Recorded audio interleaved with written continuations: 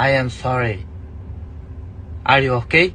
Podcast is intended for mature audiences. The views and opinions expressed are those of the panelists and do not reflect in any way those of the podcast partners, sponsors, or affiliates. Enjoy. Every day I'm hustling, hustling, hustling, hustling, hustling, hustling, hustling, hustling, hustling, hustling, hustling. Every day I'm hustling, every day I'm hustling, every day I'm hustling, every day I'm hustling, every day I'm hustling, every day I'm hustling.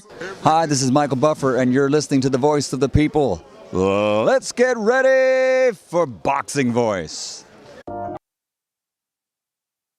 12 years. I never expected it to turn out like this. ThaBoxingVoice.com. Shout out to the community, man. I appreciate y'all. What's happening, people? Info Joe, Los Angeles, in the building. Adrian, the problem wrong, the man from the frozen tundra. Keem, straight out of Florida. Liz Lowe, Decatur, Georgia. You already know what it is. It's the Queen, Martha K, Detroit, stand up. David Maldonado, New York City. Yo, Nuss, don't cut me off, man. Don't cut me off. King Amina of Essex, catch me for them championship rounds. Big Superman, Plainview, Texas. Davidian in Buffalo. God bless you all. In Jesus' name. Without Chai, it ain't nothing. Without the callers, it ain't nothing, man. Bad Girl, TKO, San Diego, California. Big Fish, Vegas, Palm Beach, Florida. Intrigue, the Incredible, straight out the ATL. James Benitez, Huntsville, Alabama. It ain't hating, it's just the truth. Show Kid, Mount Vernon, New York, suckers. SDS Promotions. Coach Mide from London, UK. Checking in from Tennessee, it's Lethal James, P-A-Y-N-E. It's lethal. Line 6 Reed, just spreading that boots gospel. Bo from Bama, only in America. Well, I'm a true attestation to the American dream. King Born, Crown Heights, Brooklyn. You heard? 4 chicken wings and french fries, breakfast of champions. Let's get to it. JT, New Orleans, Louisiana. Stuff like that. Yo, TVV, this Coach J-Mac. New Orleans, Louisiana, 504, baby. What have you? C. Y. E. California. Like the video, subscribe to the channel, join YouTube members and Patreon for some. This is the #1 pound for pound and 2-division champion, Marvin the Tank Furman from Dallas, Texas. Mr. BBC, baby. LV Southern, from DC to Stunt City, Bomb Squad.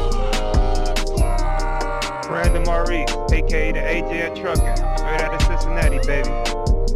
Madbat 100, U.S. Virgin Islands. Chick Chickarelli, Hollywood, California. Louis Reyes, Boston, Mass. Yo, drop that SDS shit, This son. message was brought to you by SDS Promotions. The voice of the people. There is no equal. You can add Nestor Gibbs on Skype to be part of the conversation. ThaBoxingVoice.com. As I always say, please make sure you push the thumbs up. Share this in every episode of the Boxing Voice podcast. This is TBD for life. If you ain't on Patreon, that's because you're stupid.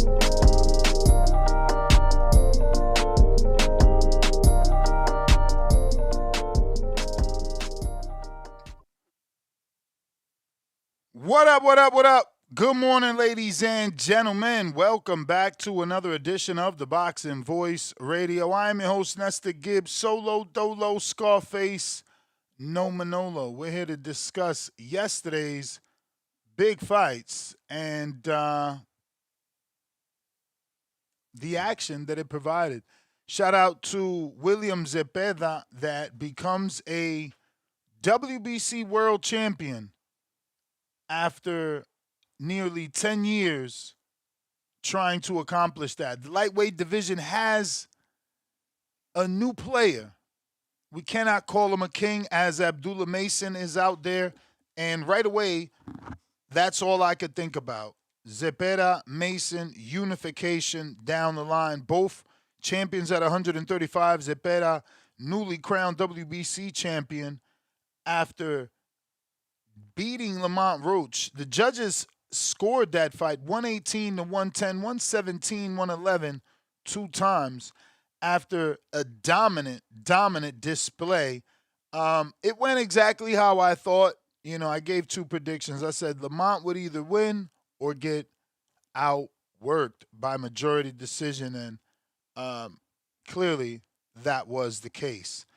He kept his hands in his pocket, and when you have a fighter as offensive as Zepeda, subconsciously you tend to be on defense. He started off well, Lamont did, catching, parrying, slipping, weaving, but that stuff takes energy. And while it looked good in the beginning, and he was getting credit by the telecast, and I'm sure by the fans, he was overexerting himself. It takes a lot more energy to bob, weave, slip than it does to just catch the shots on your high guard, which became the problem. He transferred defensively into that high guard, trying to walk Zepeda down, and that's a really dumb game plan for anyone that is a high output puncher. Whenever you see someone with the high guard, just let your hands go. They have to be phenomenal counter punchers, and we thought that that's what Roach was, but not even he could counter. Not the way he would like, not the way he wished he could have. And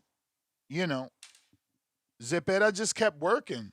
He just kept working, and which is just strange because you knew that was his only shot at winning. You knew that's what he was going to do, even though he did implement some footwork. Zepeda's footwork was a lot better this fight. He was able to change up the speeds and the directions because of those feet, which did give Lamont some issues. He did bring it up in the post fight. So credit to Zepeda. Took the year off, leveled up. This is now the biggest win of his career, the biggest high-profile win of his career, and a very emotional night for him as, Zepeda cried as soon as the fight was over, and so did Coach Panda. It's like they knew they won and did the unthinkable. The tears in that corner were, coming down pretty hard. It was, at first I didn't know. I'm like, wait, is Panda really crying? And then I seen both of them like wiping tears. And I get it. We look down on these things because it's not us putting in that sacrifice to become a world champion. All those countless hours in the gym, all those miles and sit-ups that you done ran. This is that moment. It's like graduating from college, you know what I mean? You finally did it. And for Zepeda, that moment came last night, and it was a beautiful thing because, this isn't just a regular vacant title. This isn't Shakur versus Joet Gonzalez. This is Zepeda versus Lamont Roach. That's a higher quality fight, higher quality 50-50 scrap than most. So for Zepeda, it is a very emotional win because he did the unthinkable. Many people counted him out. And this wasn't simply just the old Zepeda that just came in there and outworked Roach. He showed different facets to the game, and they changed some things up. So after his one loss, that one career defeat at the hands of Shakur Stevenson back in 2025, I questioned whether his relentless pressure or that style had limitations, especially against elite counterpunchers like Roach and technicians like Shakur. But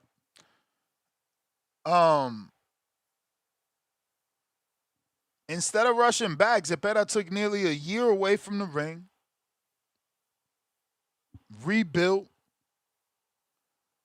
refocused, recharged, and improved in that footwork, improved his defensive awareness, and returned looking like more of a complete fighter. Now, a lot of people are going to give credit to Shakur. This is that Canelo Alvarez, Floyd Mayweather moment where you suffered a loss to a great and you've learned from that. You're better from that.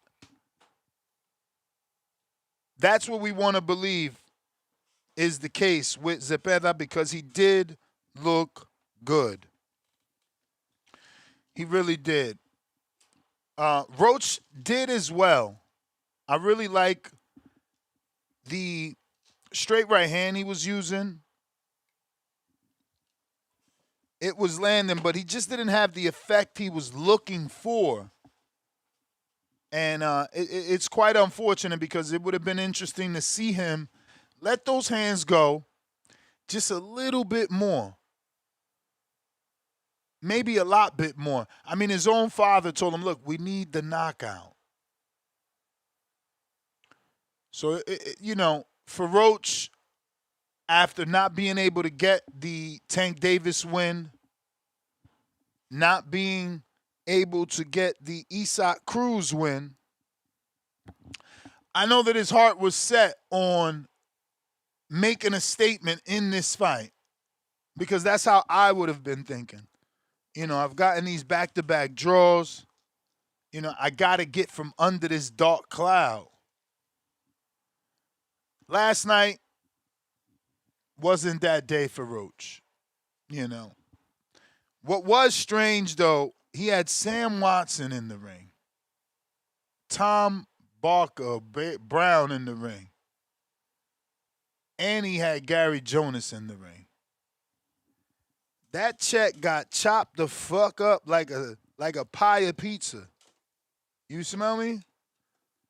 You got 3 promoters in the ring. That shit is just crazy. I hope they was just there and not collecting a percentage, which is highly improbable. But for the sake of Lamont, the last fighter I literally knew that had that many promoters was Guillermo Rigondeaux, and that didn't go well for him. So, yeah, that was a lot of promoters in that ring. I'm just like, damn, that check getting chopped up. Chopped and screwed, So, I don't know. Just something I thought about when I seen 3 different promoters in the ring. I said, well, damn, taking a little chunky chunk out that check. Everybody trying to eat. But Raymond Muratalla in the co-main event didn't look too good. Credit to Robson Conceição. He did better than what I expected, so I am going to give him credit. I really thought Raymond was going to flatten him. Dude is durable. He could take some shots. He's not going to get knocked out. I had to learn that the hard way. And he's always going to move, making it more difficult for his opponent to actually, set up a stoppage. But he is not pretty to look at, bro. I mean, I don't even understand how I'm the only one that complains about this dude. Jesus Christ, he looks horrible in the ring. And I mean technique-wise, the way that he throws the right hand, he slaps with his punch. Bro, the fact that he's a fucking Olympian is insane to me. Before you would be like, oh, Ness, you're over-criticizing. He'd beat you up. I know that. I'm not saying that I can fight or that I can beat him. I'm saying compared to the fighters we watch on television on a Saturday night, that motherfucker looks ass. Technique-wise, you know what I mean? You put yourself in a position of a coach or a pad man and close your eyes and envision the way those punches were being thrown yesterday. the actual technique, because I don't want what I'm saying to be misunderstood and it's like, oh, you're hating on. No. He did his thing. He's durable. He could take a punch. I'm just saying the technique, mechanically, how his punches are being thrown, it's not impressive. Shit looks straight basura. Like so fucking amateurish. It has no technique to it. I don't know, bro. I don't know. That shit, bro. I've never been a fan of Conceição.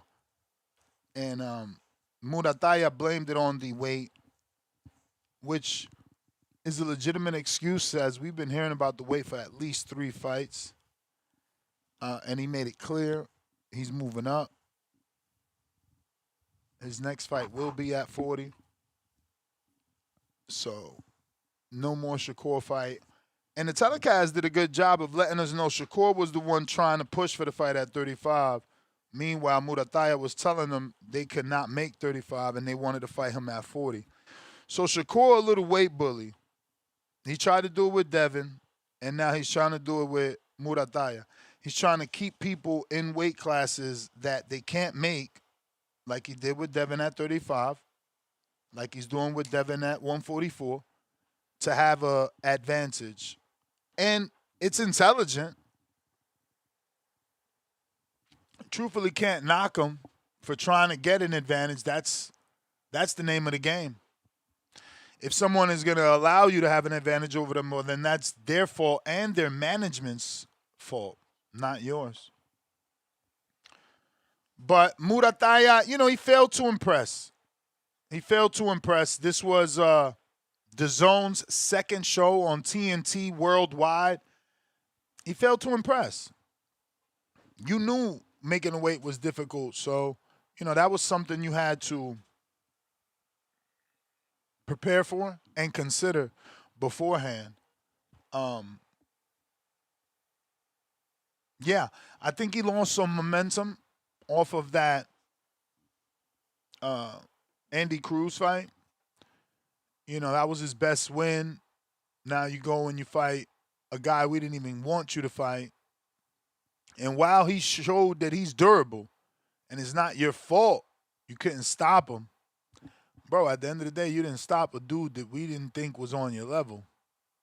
And, yeah, man, that ruins the momentum. That ruins, like,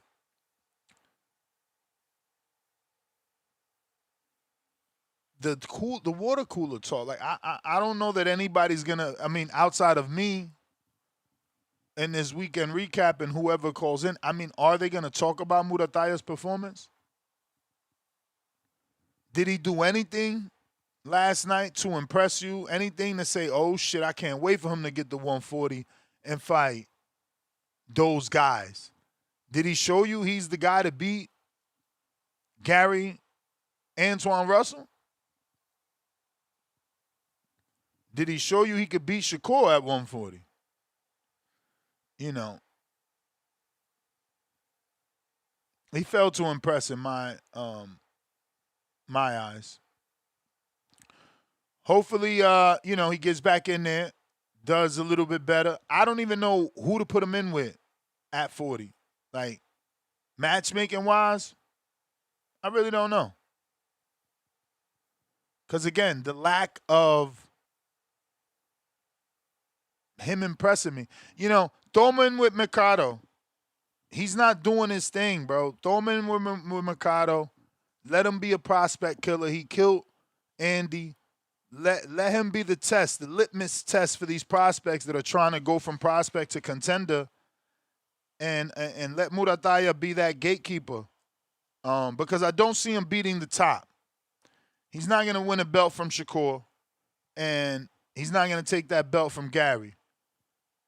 Dalton Smith is a little bit busy, and then Isak is the interim. So even if you think he could beat those guys, it's going to take time to get to those guys. So, there's some good fights for him, but I don't know that they're like movies. Even if Keyshawn stood down there, is he Like, is that a movie? Muratalla and Keyshawn? I don't know. Emiliano Vargas, but he's a little young.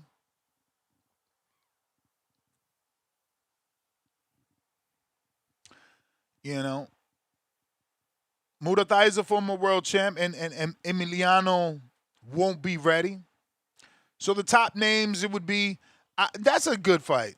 Subriel Matias and Muratalla. That's a good fight to get his name out there. Matias will give him what he wants. He'll be right in front of him. Muratalla has power. He won't have to struggle anymore to make 35. His power probably gets better at 40. Mexico versus Puerto Rico. I like that fight. Subriel's number 10 in the WBO at 40. And Muratalla being the champion at IBF, maybe they rank him high enough to go straight into a Lindolfo for the vacant.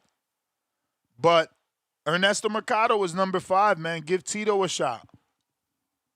Adam Zim is there as well.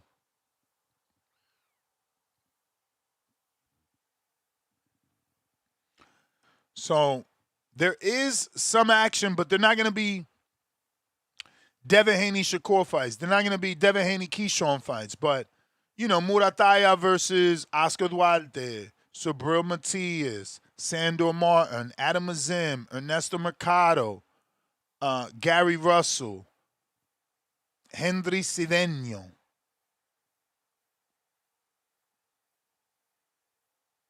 I guess that's it.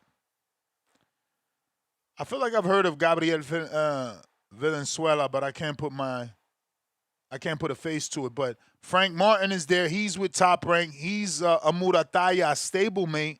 That's another good one. Frank Martin, first fight on DAZN, fighting a former world champ to build the resume. That's a good fight. Again, not a movie, but some good fights in and around that division for sure.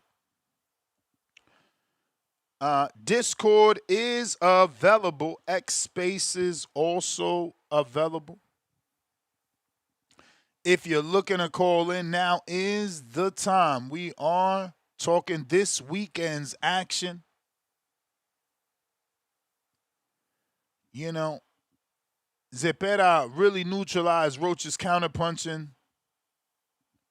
and the body attack, that slowed Roach down. Slowed him right on down.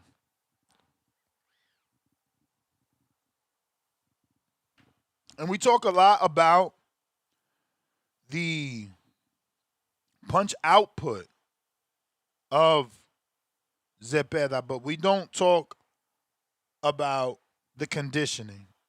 I mean, it's got to be training in those mountains of Mexico that have him so well conditioned that, you know, he can throw this 1,000+ punches around and never be tired, bro.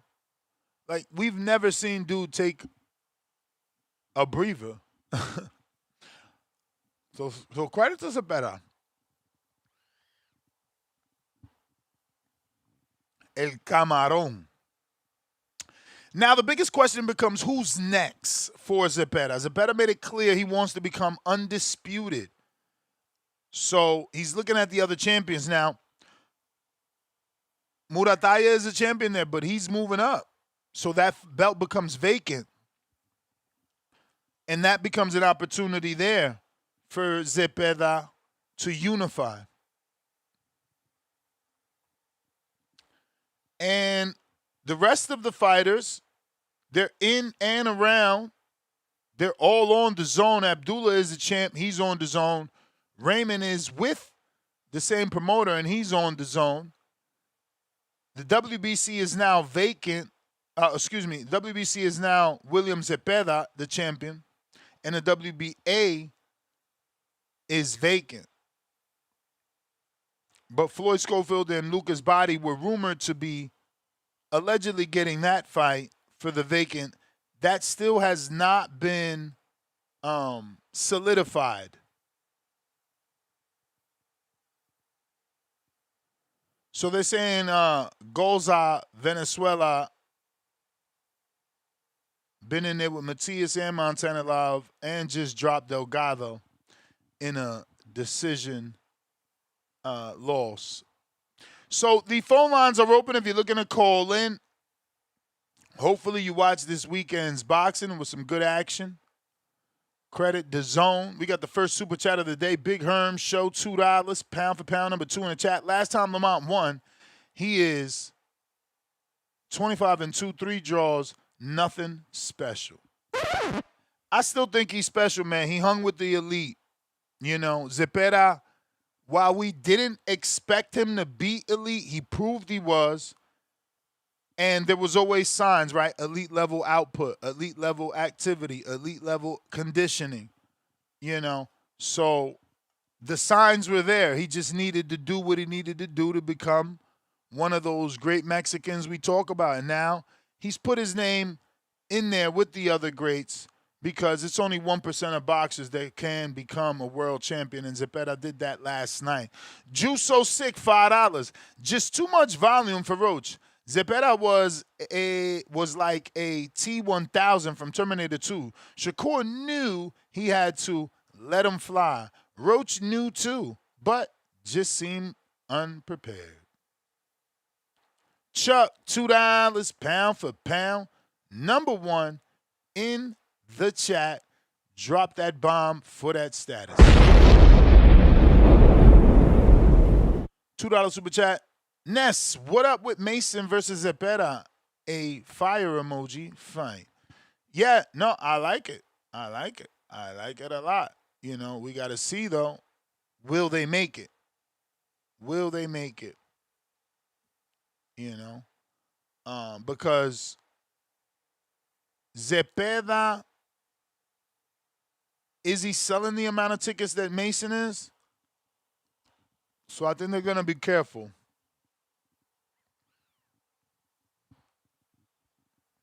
Mason is pretty much on tap to level up and become a star. They just got to navigate that career properly. And we all believe they can do that. But the phone lines are open if you're looking to call in and voice your opinion on this weekend's fights. We're doing a weekend recap. You could talk all news and notes. You could talk the big fights. We're here for it. We got Cam Dog, first caller of the day. What up? So, nice down. Not the first caller of the day. I had to get in early, man, for these motherfuckers. For it be 20 motherfuckers in line. But salute to the boxing voice. Salute to the panel, man.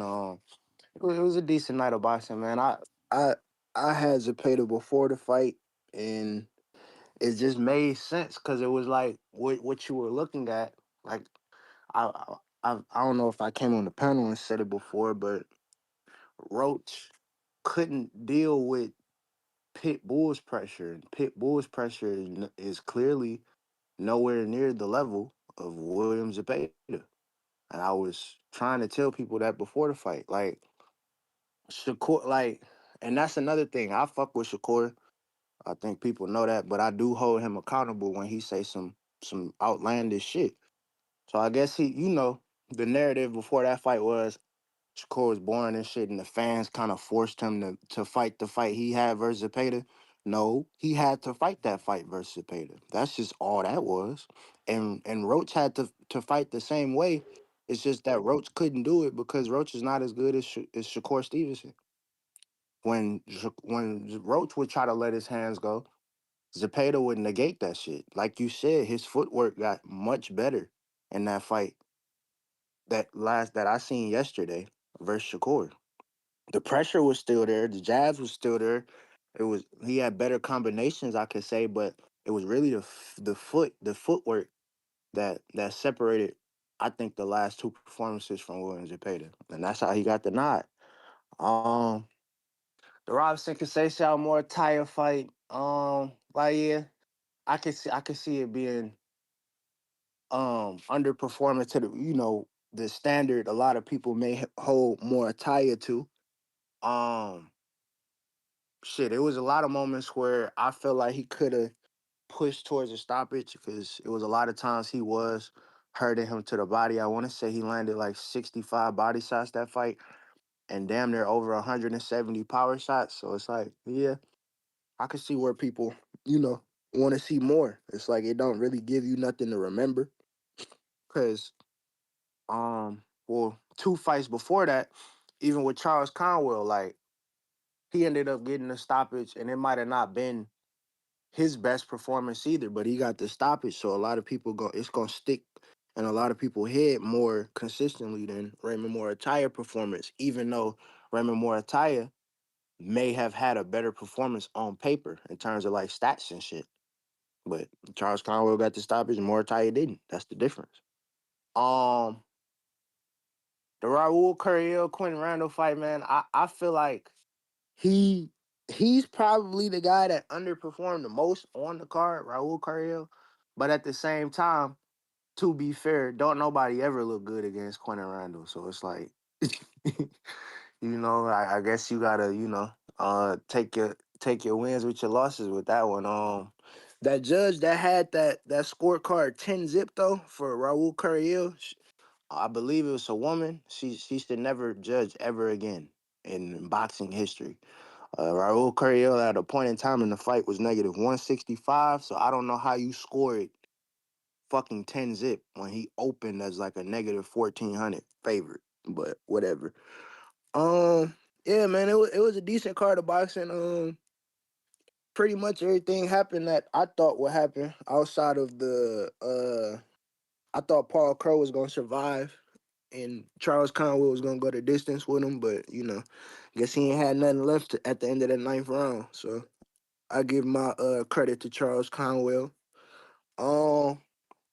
Yeah, man, this dude kind of up the make Shakur resume look better and I think Shakur knew that too. That's why he was trying to bait niggas before the fight to pick Roach. Cause like I guess a lot of people be fucking with Shakur boxing picks and stuff, and he was picking Roach before the fight. But I feel like he only did that to boost his resume. Because it's like, yeah, I don't know how. I you as mean, yeah, I get it. It makes him look like, oh, he picked against himself. That makes Zepeda better. But you should have picked the dude that you beat because it does make Exactly. you better.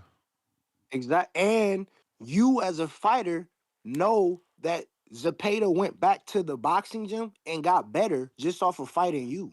You should know that because you're fucking Shakur Stevenson. But I don't know, man. I think a lot of fighters get better when they fight better competition. It would be like disingenuous to like. I think Brian Norman got better fight when he lost to Devin Haney. Like, it's multiple examples of this shit. Like you were saying earlier, Canelo and Floyd. Like this shit go time and time again, bro. A lot of dudes get better when they fucking lose because they don't want to fucking lose again. I think that makes perfect sense. But no, that's all I was calling in for, man. I just wanted to give my 2 cents. I'll be listening in on everything, man. I hope you have a good panel, man. Salute to the panel. Appreciate you, champ. Thank you for calling in. Sean, what up? Hi, Dennis. How's the audio? Perfect. Yeah, good. Yes, some good fights last night. I saw all of them in the morning. I couldn't stay up and watch them.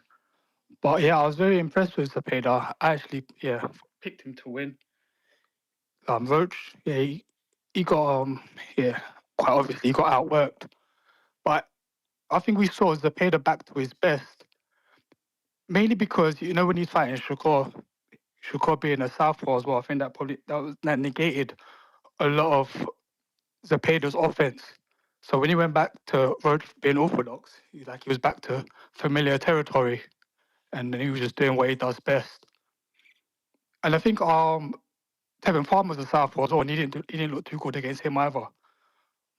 But yeah, Roach had his moments. He was trying some good body shots, good right hands, but he couldn't follow up with that with any meaningful punches.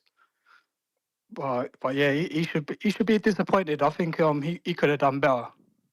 You know, maybe he could have moved around. I know he's not a mover, but he needed to do something different.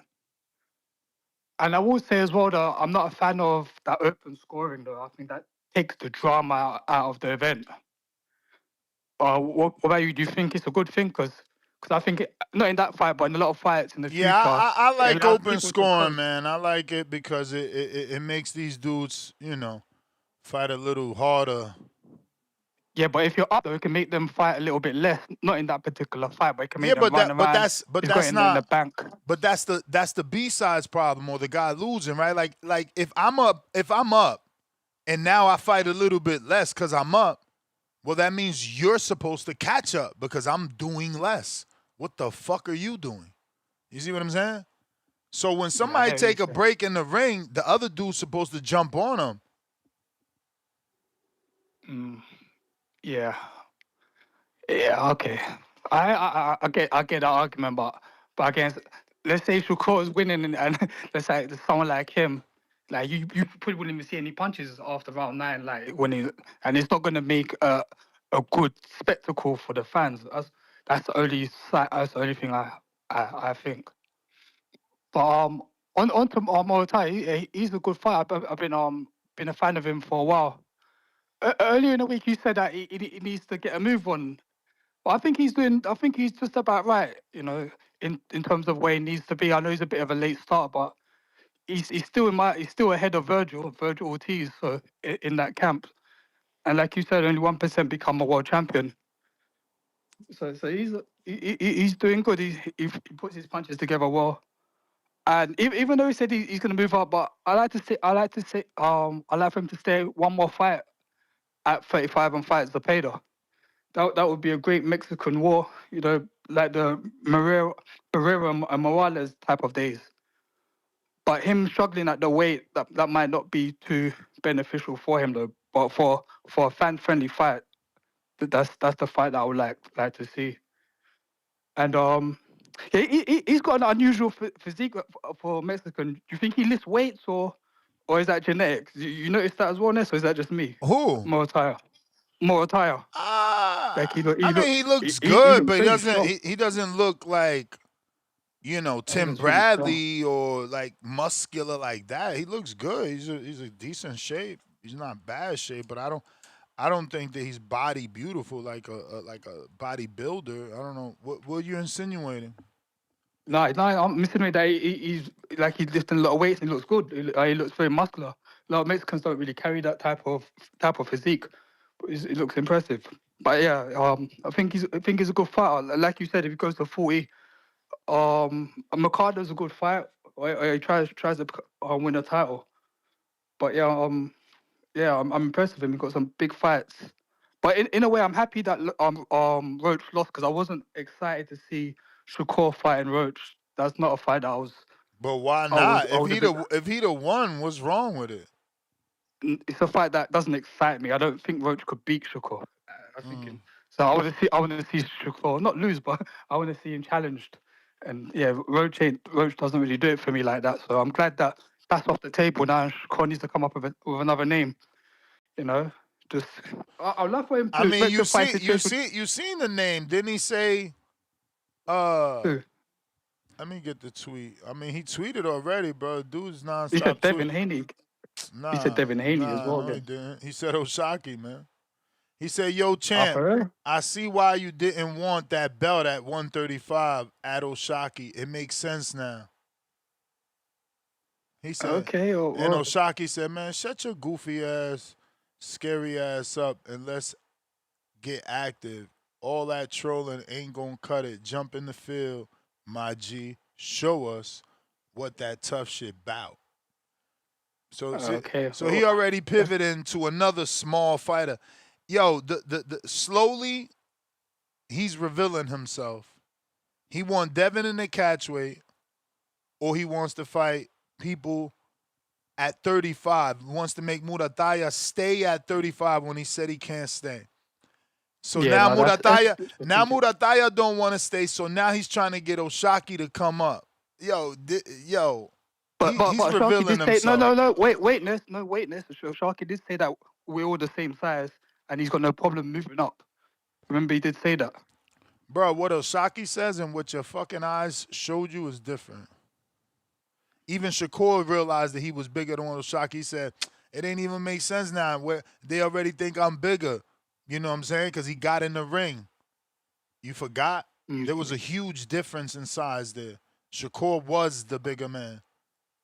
Yeah, no doubt he's bigger. But one more thing, I want to go back on the Muay thing. Why must he get a knockout? I don't understand. He was dominant and he's impressive. Like, what's the? Did you regard him like as a power puncher that he needs to get rid of guys? I've never seen him like that. Yeah. I thought he was a puncher. And his record indicates that. But also, I don't, outside of Conceição winning the title by default like Rolly did versus Marinez and Barroso, I don't value Conceição, bro. I don't like sloppy fighters, bro. That fighting style is disgusting. Yeah, because he's a Brazilian. That's why he went to Olympics. He had a stronger team. He probably wouldn't have got into that. But I'll leave it there, Ness. But yeah, take it easy. You can't even see the Olympic pedigree in him, bro. That technique is disgusting. Whoever was the technical coach on that team needed to be fucking fired. I'm shocked that I'm the only one that complains about this man's technique. He looked worse than Wilder sometimes throwing that right hand. Because at least Wilder got tape where he's delivered that right hand perfectly. Yo, Ness. What up? Shout out to you, TBV, Sunday, every day. Shout out to you, bro. It was a good night of fight yesterday, man. I ain't gonna lie. I was intrigued. I ain't gonna lie. I was intrigued with the Curiel against what's his name? Quick draw. What's his name? Randall. I was interested to see how Curiel could cut the distance with Randall, because Randall is a problem to cut the distance with. And did you watch the fight, Ness? Yep. I even watched the prelims. Shout out to you, man. Did you think like? Yeah, I mean, I thought Randall could have maybe edged it. He did a lot of good work early. His jab was solid. Exactly. It's just one of them unfortunate situations. I do feel like Curiel picked up the pace towards the end of the fight.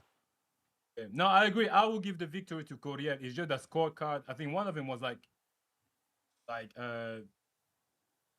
98 something. I don't know. It was like one of those scores they give like only like a round or 2 rounds to Randall. I'm like, nah, that's it wasn't like that. But yeah, because it was a majority decision, wasn't it? So yeah, I think the couple scorecard was okay.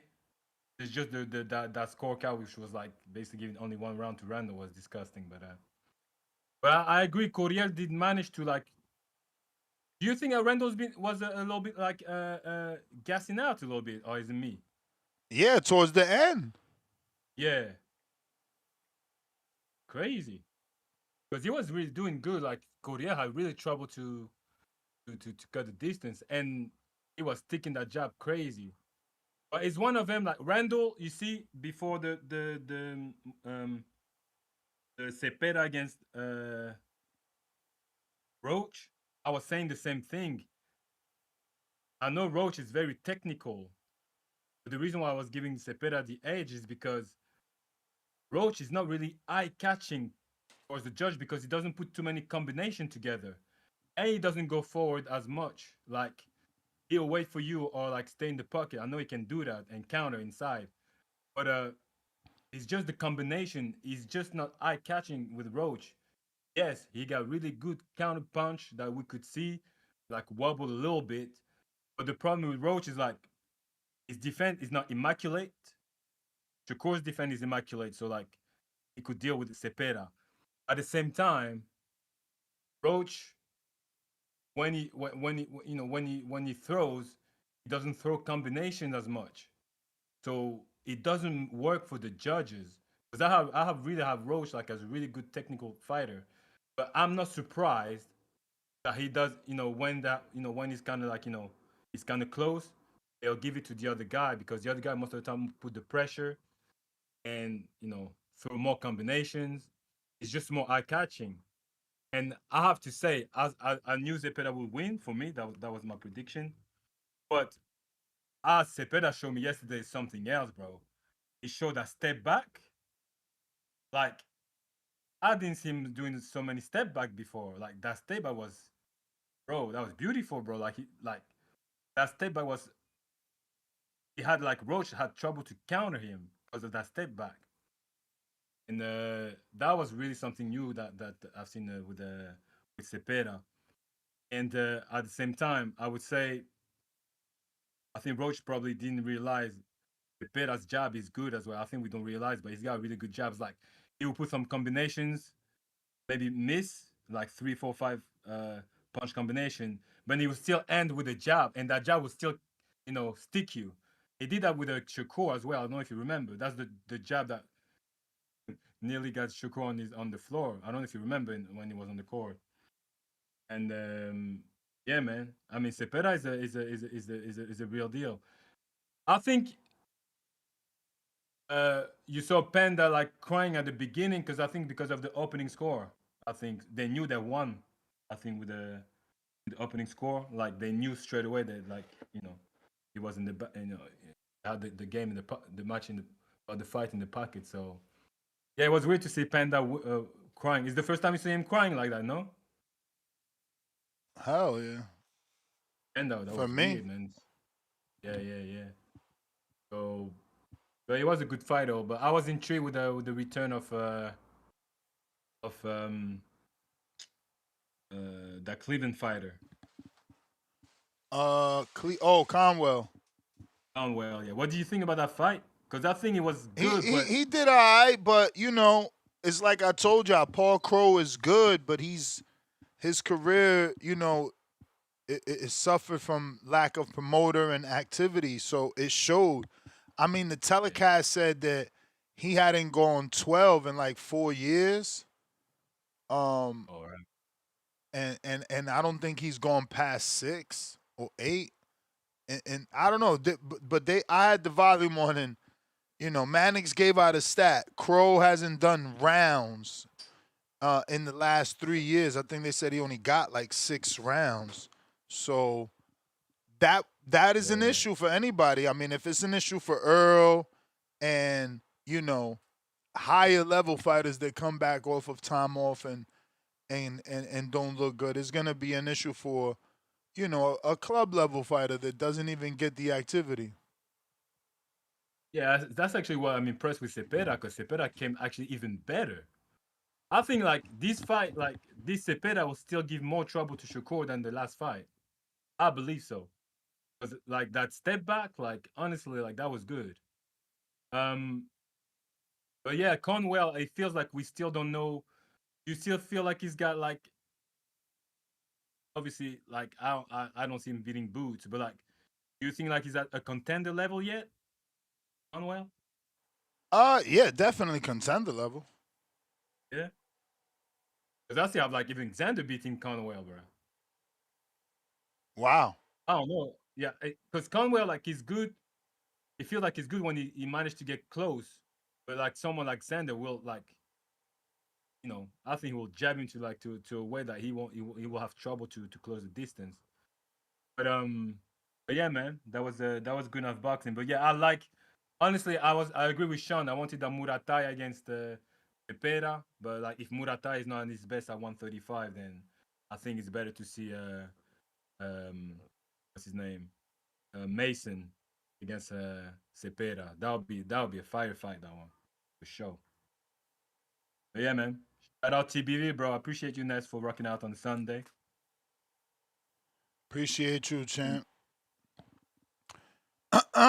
We got James Benitez. What up? Yo, what's up, Ness? Good morning. How you doing, man? Chilling. Yo, man, I ain't get shit from that damn Muratalla fight in Conceição. I mean, Muratalla dominated, man, but like he stayed around at 135 just to give us that, just to defend his belt, just to do that shit. Like, he could just went ahead and moved on up to 140 and did it much earlier. And Top Rank probably could have finessed some shit, so it could have been him and Delgado fighting for that vacant belt that's on the line. You know, because like it's really like still what's Bob's orders. You know, for those belts. So he could have been doing that instead. But Conceição shouldn't even have won 2 rounds.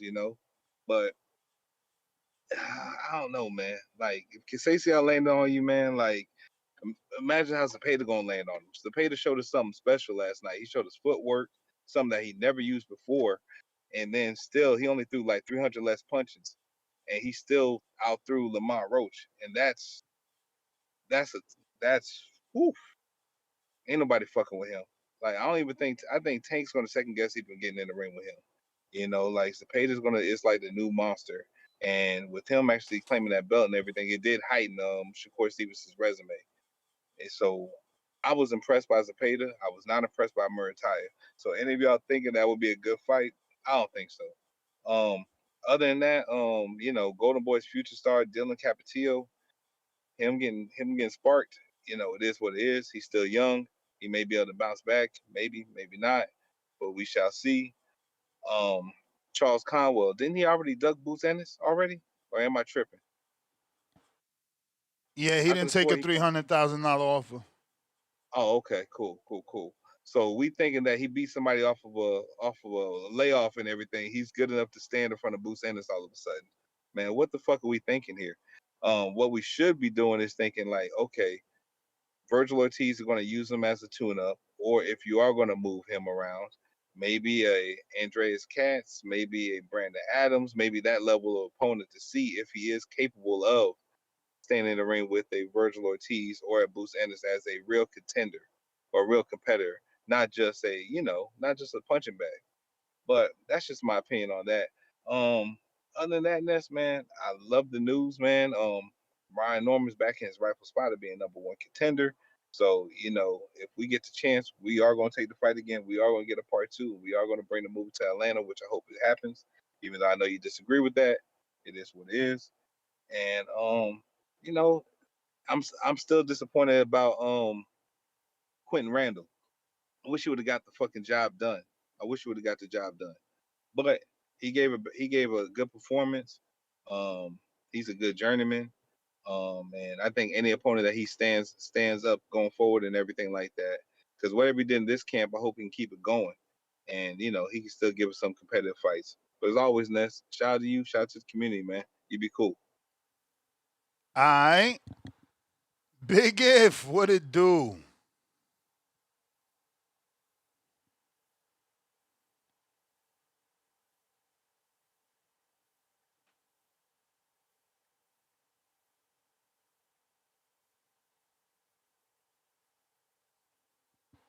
Big If.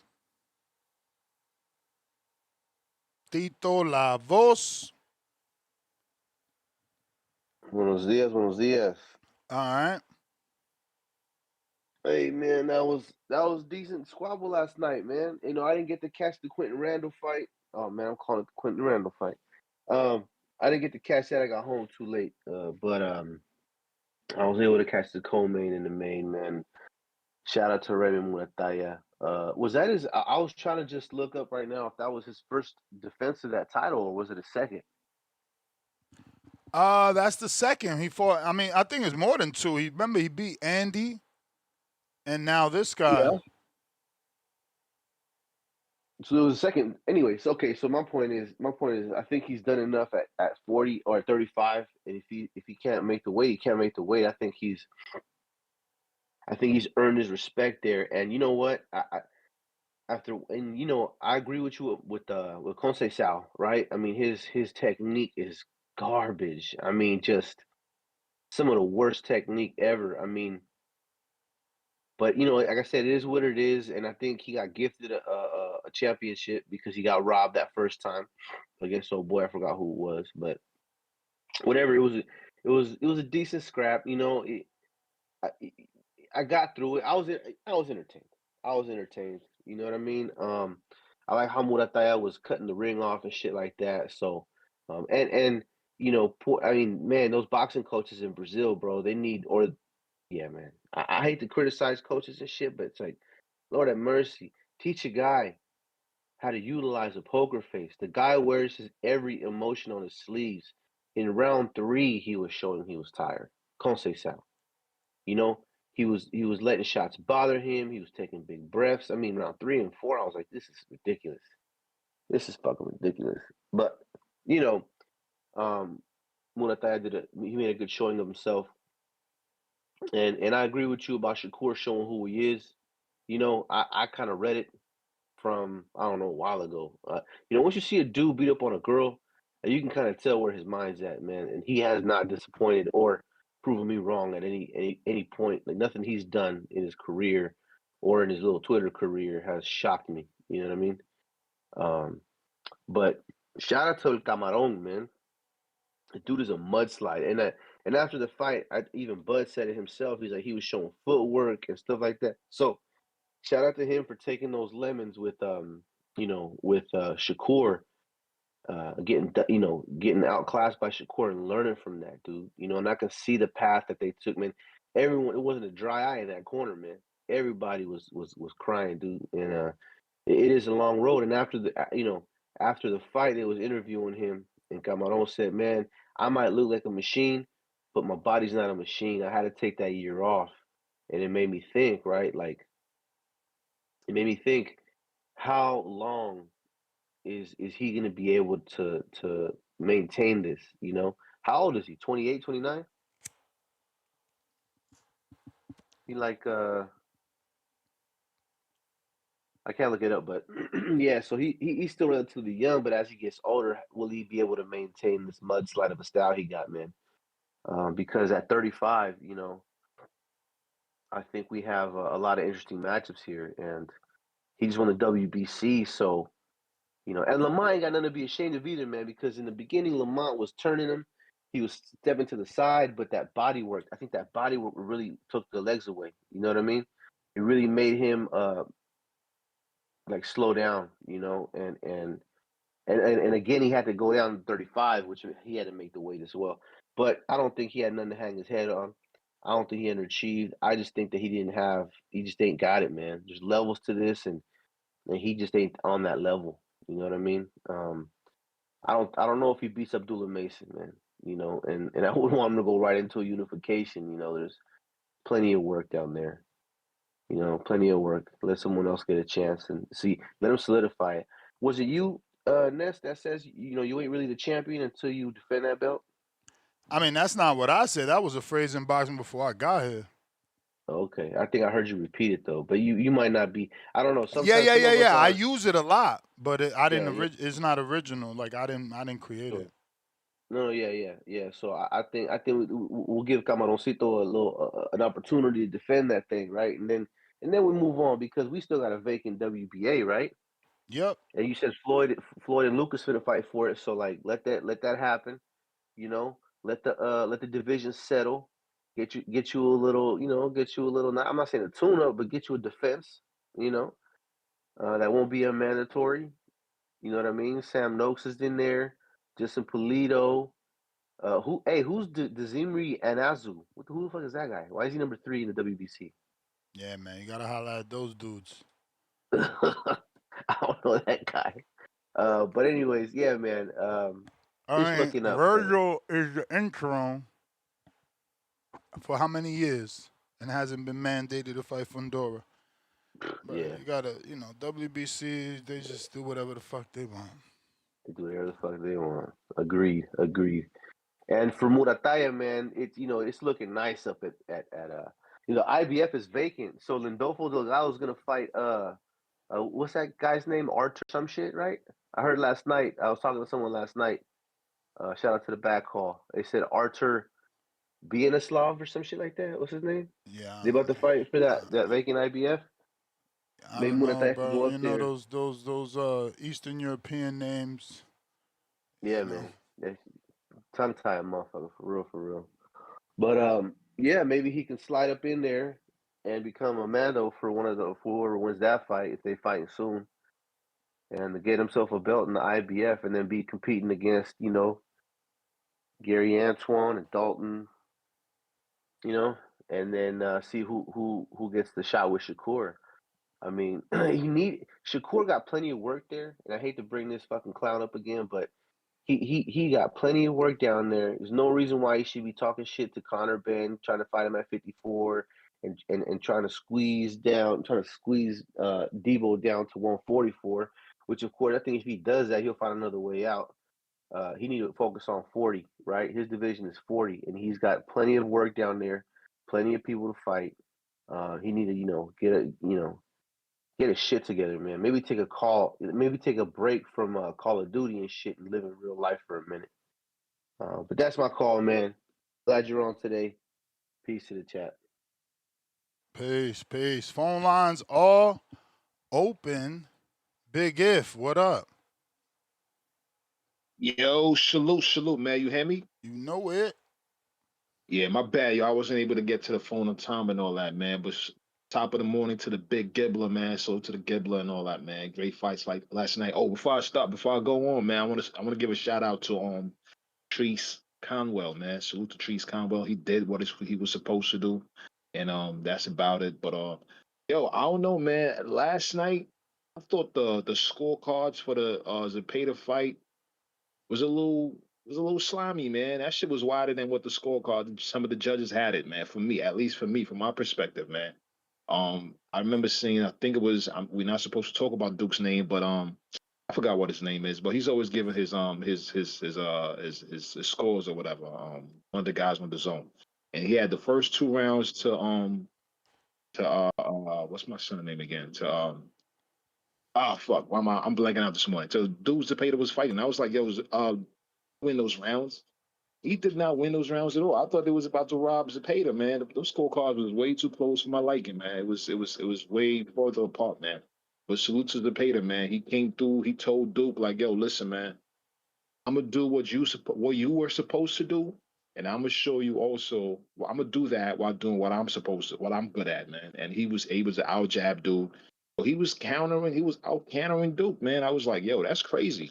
And like somebody said, the step back traps, that was crazy. But he was also taking angles, man. The stuff that Son was supposed to do against Zepeda. I was shocked, man. That was super duper dope, man. We know for a fact, and I hate to bring this up, but we know for a fact Tank is definitely not fighting Duke, man. We know for a fact he's not doing that. Salute to Zepeda. He showed so much I don't know if it's improvements based on the year off or whatever the improvements happened. But he came back and he was the ultimate fighter last night, man. Showing body work, showing boxing ability. He outboxed the supposedly boxer. And I'm excited to see whoever he fights, man. But yo, I was disappointed you said Shakur said he wanted to fight Shaki. Yo, Shakur is bugging, man. Son is a bug out, man. I don't know what he's supposed to do, but I hope he fights a name that we enjoy. But salute to the fights last night. The main card was impressive, man. It was super dope. And salute to the chat and all that, man. I'm out, man. Peace. All right, Big If, we appreciate you. Discord available. X Spaces also available. Landline is in the description here on YouTube. We got the Zoom link rocking. But we not dragging our feet, man. It's Sunday. You either calling or I'm out of here. We got Kerry G, $5, pound for pound number 3 in the chat. One of these dudes need to counter Shakur's weight games with a 5-pound rehydration clause on him. That would be funny. Ryan from the 6'6", on that champ level. Give me my crow, though. I thought it was a 50-50 fight. Zepeda was just too much from the opening bell. It was hard to find rounds for Roach Jr. You ain't lying. That's why when Big If said it was close, I'm like, what the fuck is he talking about? We got politically incorrect $2. Shakur wanted Roach because he could control the pace. Mad Bent 100. Pound for pound number 1 in the chat. Drop a bomb for that status. Daily dose of Tankwell. Raymond beat a 40-year-old small guy under lights. Williams swarmed on Roach. Call Keyshawn. Capperfield.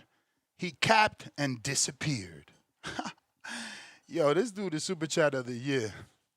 Politically incorrect, $2. Kerr is whack. Only wants guys he can beat easy. Hey. Also, Wilson, pound for pound, number 2 in the chat, $5. Big up Hamza Troy. Called the good fight. Commentators even talk good about him. 100 emoji. Yeah, and his fighter did good. I watched it. You know I had to watch it. He's community. I watched Aaron Coley. You know, Aaron just got tired at the end. But he was surprising Guzman at first.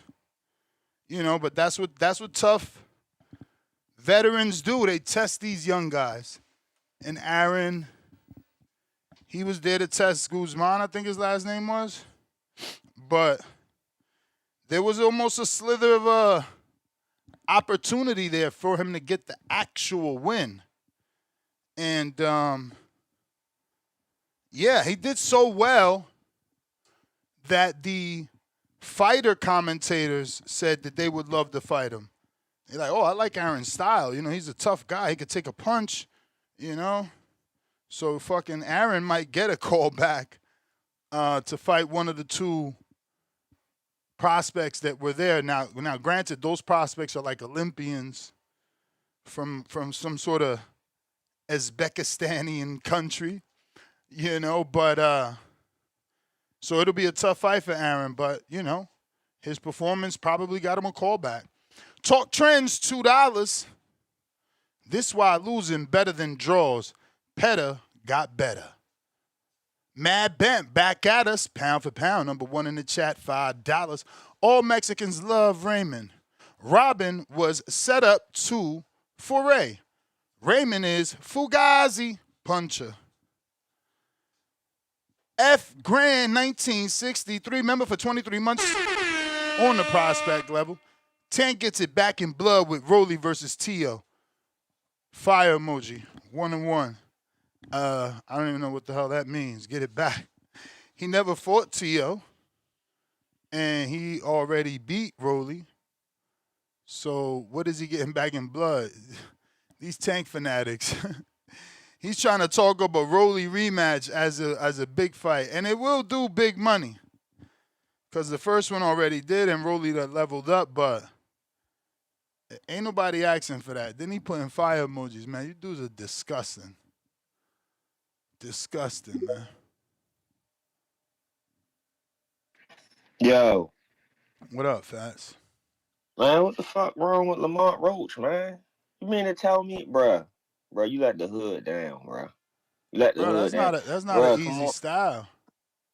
Man, nah, but, bruh, come on, bruh. Like, that's what I understand. You know what? He can't raise his level. He can't raise his level versus people on his level or above his level. It's just, he went away from the game plan, bruh. And that's what I said about him. Like, he fall victim. Like, bruh, the first 4 rounds, bruh, you was doing your shit. You get what I'm saying? You was being first, punching in between his shots, stepping out, making it hard for him. You making him miss a lot. But when I saw the scorecards, when I saw they had Zepeda up 4-0 after the first round, I said, oh, man, I said, the fix is in. See, but I did see Oscar De La Hoya slid the judges an envelope before they started walking down to the ring. So I knew something was fishy. I said, they got Zepeda up 4-0 after the first 4 rounds. I had Lamont up 3-1. At worst, it was 2-2. I said, oh, man. I said, yeah, this bad. And then by the 6th round, Lamont just stood there in the high guard, let dude throw 20 shots. He only coming back with 1. I said, yeah, he about to drown him. He about to drown him out. But that's Lamont's fault, man. Just can't stick to the game plan, bro. You could have easily beat that dude, bro. He's slow. He got slow feet.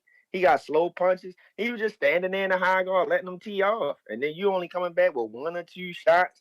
And then this was so crazy. When he hit Zepeda with 1 or 2 good shots, he wanted to put his hands down. Man, Zepeda came back, make.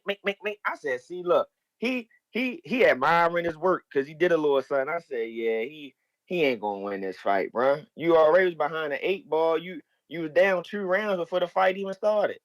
You get what I'm saying? Them judges wasn't going for you, man. I just don't see how Lamont let that happen. But at least, hey, you ain't getting knocked out of stop, but Only reason why I only put $50 on you because you owe me money from that cruise fight, motherfucker. But never again, bro. I never put money on Lamont again. It just you couldn't beat Zepeda, yo. This the same Zepeda. Shakur said you was gonna put belt the ass on, but now after the fight, he talking about Zepeda the best ever. Give him credit, man. You don't get the fuck out of here. He ain't even think Zepeda was gonna win. Ain't nobody think Zepeda really was gonna win that fight. I mean, you had a couple people, but you supposed to beat him, man. Like this style basic. All he do is throw a bunch of slow ass punches. Come for you, just stood there and let him beat on you. Like that was terrible. I don't know why you think it's easy to deal with that shit, bro. You seen how many punches? You seen his face? Like I was gonna put that in the title. Like Zepeda rearranged his face, bro. Like, come on, that shit ain't of course easy. you gonna rearrange a nigga face. You gonna rearrange a nigga face. You sitting there in the high guard, just standing there like that. Bro, but because you're not thinking, champ. Remember in the beginning he was moving, bobbing and weaving. That takes energy. Massive energy. It takes more energy than catching on the high guard, than letting someone hit you on the forearms. You know, slipping, bobbing, weaving, you're going to use way more energy. You're going to overexert yourself. So by the time, you know, the mid-rounds came, he already tired from all that slipping and dipping because Zepeda always throwing 1,000 punches. Yeah, but not just that, though. I mean, I ain't saying do that the whole and his fight. counters, he wasn't even like 100 this time with the counters. Like, I mean, he almost dropped Zepeda with the right hand, though, but that was the only one time. But that's what I'm saying, though. Like, I'm not just talking about just slipping and weaving. Of course you do that, but you mix it up, though. Like, he wasn't punching in between Zepeda shots. He wasn't throwing more than 1 or 2 punch combinations. Like, he didn't mix it up. Yeah, like, because he worried about what's coming back, champ. You gotta worry about what's coming back when you find a dude that's throwing that many punches. You can't just let your hands go. I get that. I'm not saying just let your hands go. Like his father was telling him, trust your defense and stop and be first. Like why are you just letting him tee off on you, bro? Like you can't just do that. You can't just sit there and just do that, dog. Like it's easier said than done, bro. Them punches coming at you. They coming at you. You either gotta slip, dip, weave, or block. But that's what I'm saying. Your whole life for this what shit. else is he supposed to do? You could only slip, dip, weave, or block, champ. And he wasn't throwing nothing back. He was. He wasn't doing enough. Yo, the activity. See the difference? Hold on. See the difference between this fight and Shakur fight. Shakur didn't throw more than Roach. He just more accurate. So he made Zepeda think about throwing more because when he hit him, he making him pay. Roach wasn't as accurate. He wasn't accurate, and also he wasn't stepping out as much, making Zepeda think about the distance a little bit. Yeah, for sure. Even Crawford said that. That's what I'm saying. He wasn't making. He was Zepeda in the pocket. Like, he was in the pocket because he a counterpuncher. He need to be in range. And just standing there too, though, like he didn't mix it up at all. The first 4 rounds, okay, he was mixing it up. I was like, okay, cool. He been first sometimes. He went away from the jab too. He was jabbing. I said, okay, he kind of keeping Zepeda off balance. But then the 6th round, he again fell victim. He stood there a couple times in the high guard, took Zepeda punches. I said, okay, I see you trying to make it entertaining, but you can't do that. You can't fall victim to that. After a while, he kept doing it. I said, yeah, Lamont, you done, bro. You just standing there letting them tee off on you. You can't let a motherfucker throw 20 punches. You come back with 2 counter shots and thinking like, oh, that's gonna sway the judges or that's gonna do something. Man, that shit ain't doing. As soon as you hit him with 2 punches, he coming right back. Boop, boop, boop, boop. I said, yeah, bro, you just standing there. You're not trusting what you're doing. Like, you trained your whole life for this, bro. You trained your whole life for this. You can't go out like that, bro. You again, like Lamont just can't raise his level. He just can't raise his level. He's a draw fighter. I mean, he not trash. I don't think you should throw him in a trash can, but I don't know where he goes from here. He just can't. It's like he can't beat nobody good. I don't know. But Raymond Muratalla is garbage.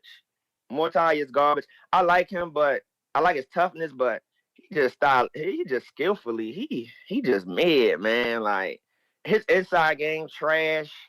I mean, he don't got no good combinations. I just don't. He should have knocked Conceição ass out. Conceição wanted to go, but he a tough fighter. Cause Conceição was a tough fighter, but I tell you one thing, Oscar De La Hoya gonna keep Zepeda far away from Abdullah Mason. Muratalla already talking about he moving up. That's what I'm saying, bro. Don't nobody want to play ball with Mason, bro. Don't nobody want to give him a unification fight. We already know Schofield and whatever he doing over the WBA, they not trying to fight Mason, man. I just don't know where Mason go from here in this division. They all gonna run away from him.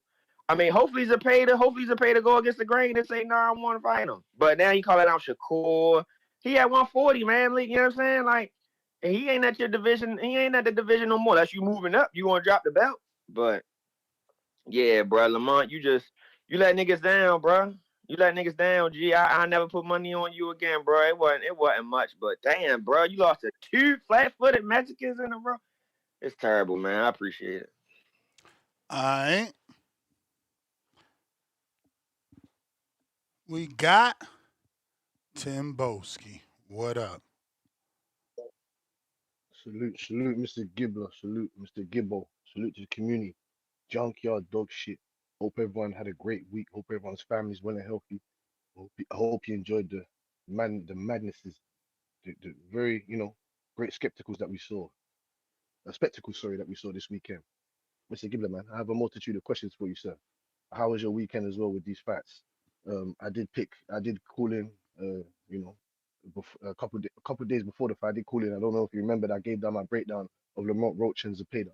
I had Zepeda beating Lamont Roach, even though Lamont Roach did put in an incredible performance. But let me swing it back to the shout out to Frank Warren and Queensberry. They put on an excellent epic card yesterday. If you want to see knockouts and violence, and blood flying everywhere, then go watch that.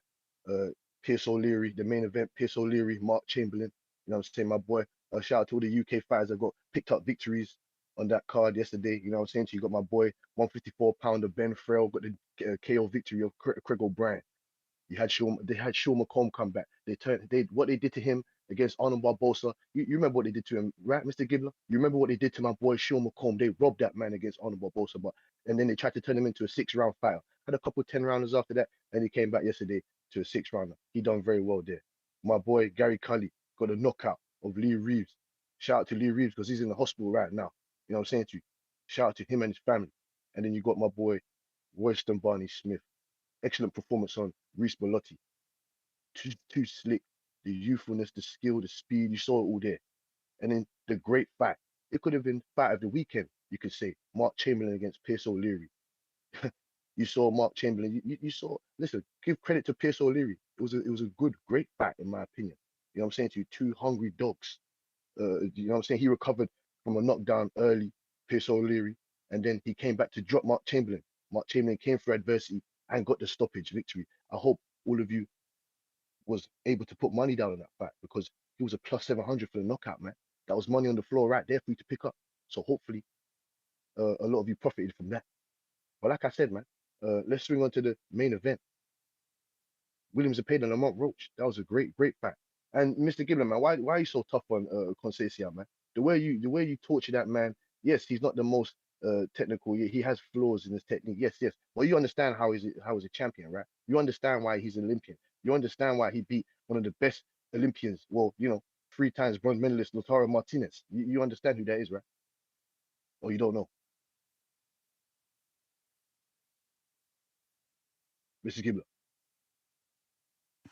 Bro, I don't give a fuck about your opinion, champ. Your opinion is for the people. It's the voice of the people. You say what you want. You disagree with me, and that's okay. I clearly don't agree with you. Well, obviously, that's why we're here to debate. Because I just want to find out why you think there's no debate. There's no debate, bro. Like, if you want to fucking debate that Conceição is good, bro, we not in the same league, and I don't even need to waste energy. Fair enough. Like I said, you get me. I'm not gonna shout and holler with you. There's multiple points where I could, have your opinion. Fair enough, innit? Cool. But like I said, man, back to the point of the matter of being Lamont Roach and Zepeda. I would like to see Zepeda against Abdullah Mason. That is a tough fight in the division. Multiple belts are vacant in that division. I think. Muratalla, he looked decent. When I say he looked decent, he wasn't meant to stop Conceição. He's never been knocked out. He's very durable. Like I said, he understands defense. He's got defensive mechanisms to give people trouble in the division. You know what I'm saying? He's just gonna run in there and knock him out. So I like to see Muratalla. He says he's gonna move up to 140. So that's a good fight. Like you said, there's bare fights on horizon for Muratalla, Frank Martin, Ernesto Mercado. Let's see what he can do with that young little cat down there. You know what I'm saying? And like I said, if Zepeda's willing to, he's calling out Shakur Stevenson. Shakur Stevenson's still the number one guy in the ring, if we're not mistaken. Am I mistaken, Mr. Gibbler, or is he not the number one guy in the ring still? And he said he doesn't mind moving down to 135. I don't know if Zuffa will allow him to do that or whatnot, but we don't know the ins and outs of that contract. But that's still a fight on the horizon. I do understand why Zepeda is calling him out because is allegedly he ducked him in the prior. So we do like to see that. That's a good rematch to have. He did look decent. He did look very good against Lamont Roach. I did like his footwork and that. You saying his punches were slow and all that stuff. I disagree. He's very awkward. He's an awkward guy. He's not your normal Mexican fighter. You know what I'm saying to you? He has matured since that Shakur Stevenson fight, as we've seen. He used educated pressure. I like the way, you know, he was cutting off Lamont Roach's exit routes. You know what I'm saying to you? Listen, man, Lamont Roach, unfortunately, he can't get the decisions that he needs to uplift his career. Because I do believe he beat Tank. They done the man dirty. But like I said, man, there was no way he was missing that Zepeda's left hand. That trademark left hand was very, very, very good from Zepeda. Very good. The body work slowed down Roach. We're talking about, wow, Roach could have did this, threw more punches. That body work destroyed Roach. And then going on to the championship rounds, man, the defensively Zepeda kept a good tight high guard. You know what I'm saying to you? Absorbed, rolled with Roach's shots. I was very impressed, man. I was very impressed with Zepeda's defense. He didn't really keep his head up on the center line as much as he did against Shakur Stevenson. And like Mr. Gibbler said, Shakur is very accurate. Lamont Roach is a solid count puncher. I don't think he's a great count puncher. He's a solid count puncher. You've got other great guys like the T.O.s of the world, the Shakurs of the world, the Devons of the world. Those guys are elite count punchers, not Lamont Roach. I think he's a B plus count puncher. And with that, you can't be a B plus count puncher against someone that's an A plus or A minus pressure fighter, an educated pressure fighter at that. You understand? So like I said, man, shout out to Zepeda. Shout out to Charles Conwell as well. That was a decent performance. You know what I'm saying? I knew that he would get rid of Paul Crow. He was right. They did Paul Crow dirty with his promotional disadvantages that he's had over his career. You know what I'm saying? Shout out to who else had a good performance. Oh yeah, and someone, I think it was Tito Lobos that called and I wanted to speak about Bia Slanov. That's Ryan from the Sixes boy, man. Bia Slanov. That's miniature Artur Biteviev, man. That's miniature Artur Biteviev. I want to see him in their elite competition though. You still haven't seen him in their elite competition. Best opponent at today, I think, is Lipinets, and he didn't even knock him out. But he's meant to be a good solid power puncher though. He's from the same place, not the same place, but he's from Russia. Resides in Canada. He's a young Biteviev. I think he's like 30, 31. Young Biteviev. And guess who his manager is? Kambosos is his dad. So hopefully he can get in big fights for that guy. Vyacheslav. I want to see that guy in there with top quality competition right there. You know what I'm saying? So like I said, man, shout out to the community. I hope everyone had a great weekend. Mr. Gibbler, salute to you. We'll be at it again very soon. All right. Adrian, what up?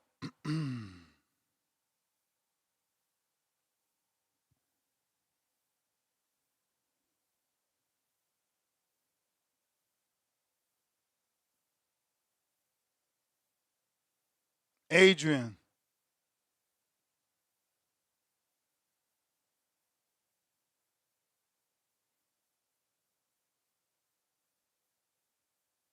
All right. Tip Bellis.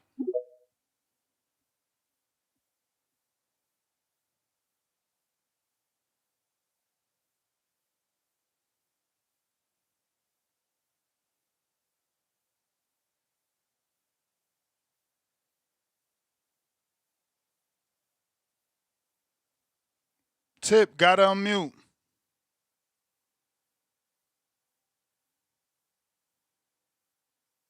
Bands. Yo. What up?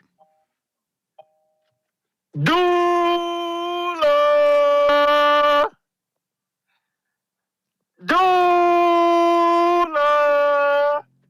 All right, man. We all know what the best fight to make it at 135 division is.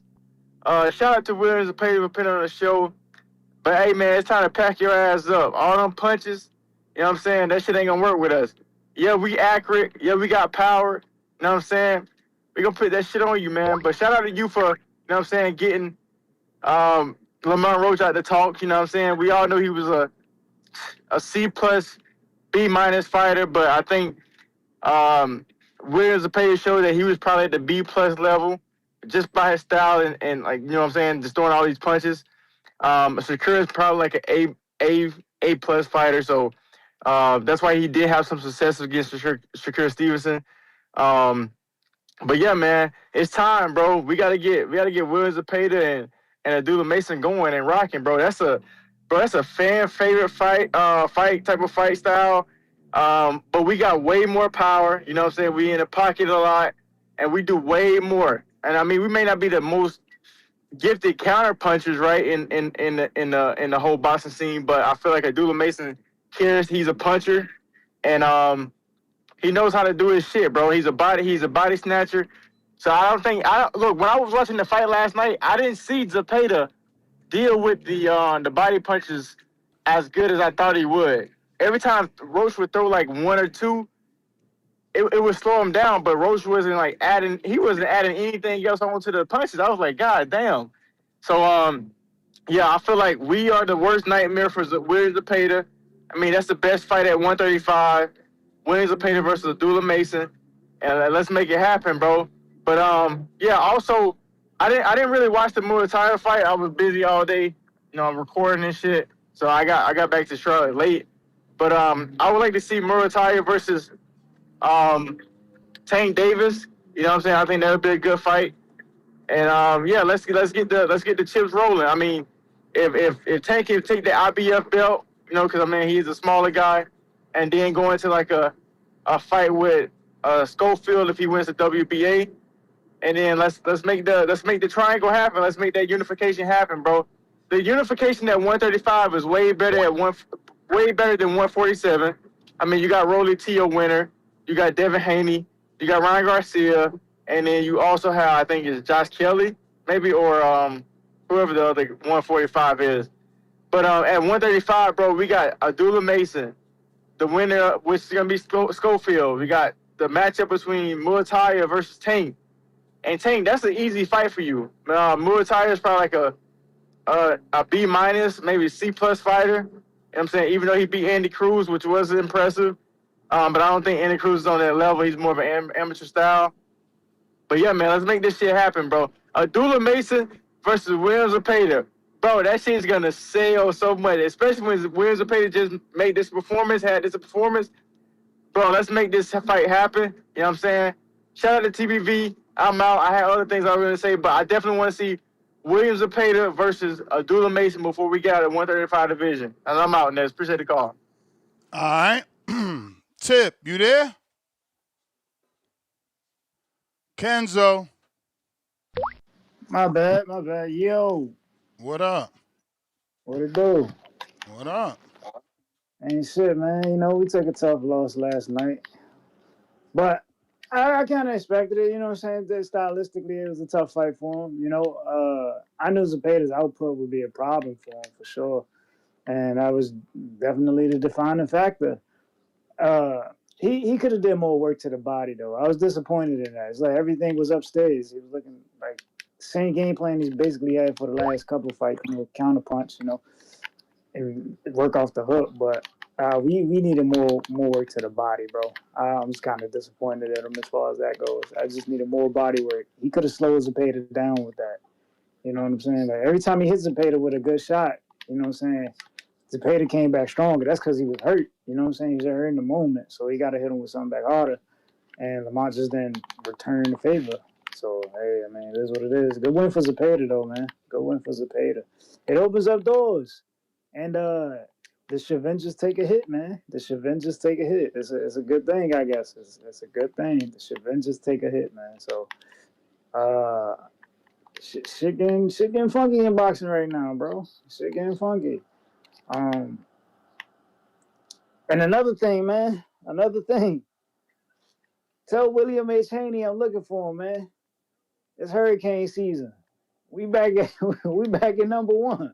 It's hurricane season. Tell him it's a category 7 storm waiting on him, man. So when you hear from William H. Haney, just know we looking for him, man. We looking for him.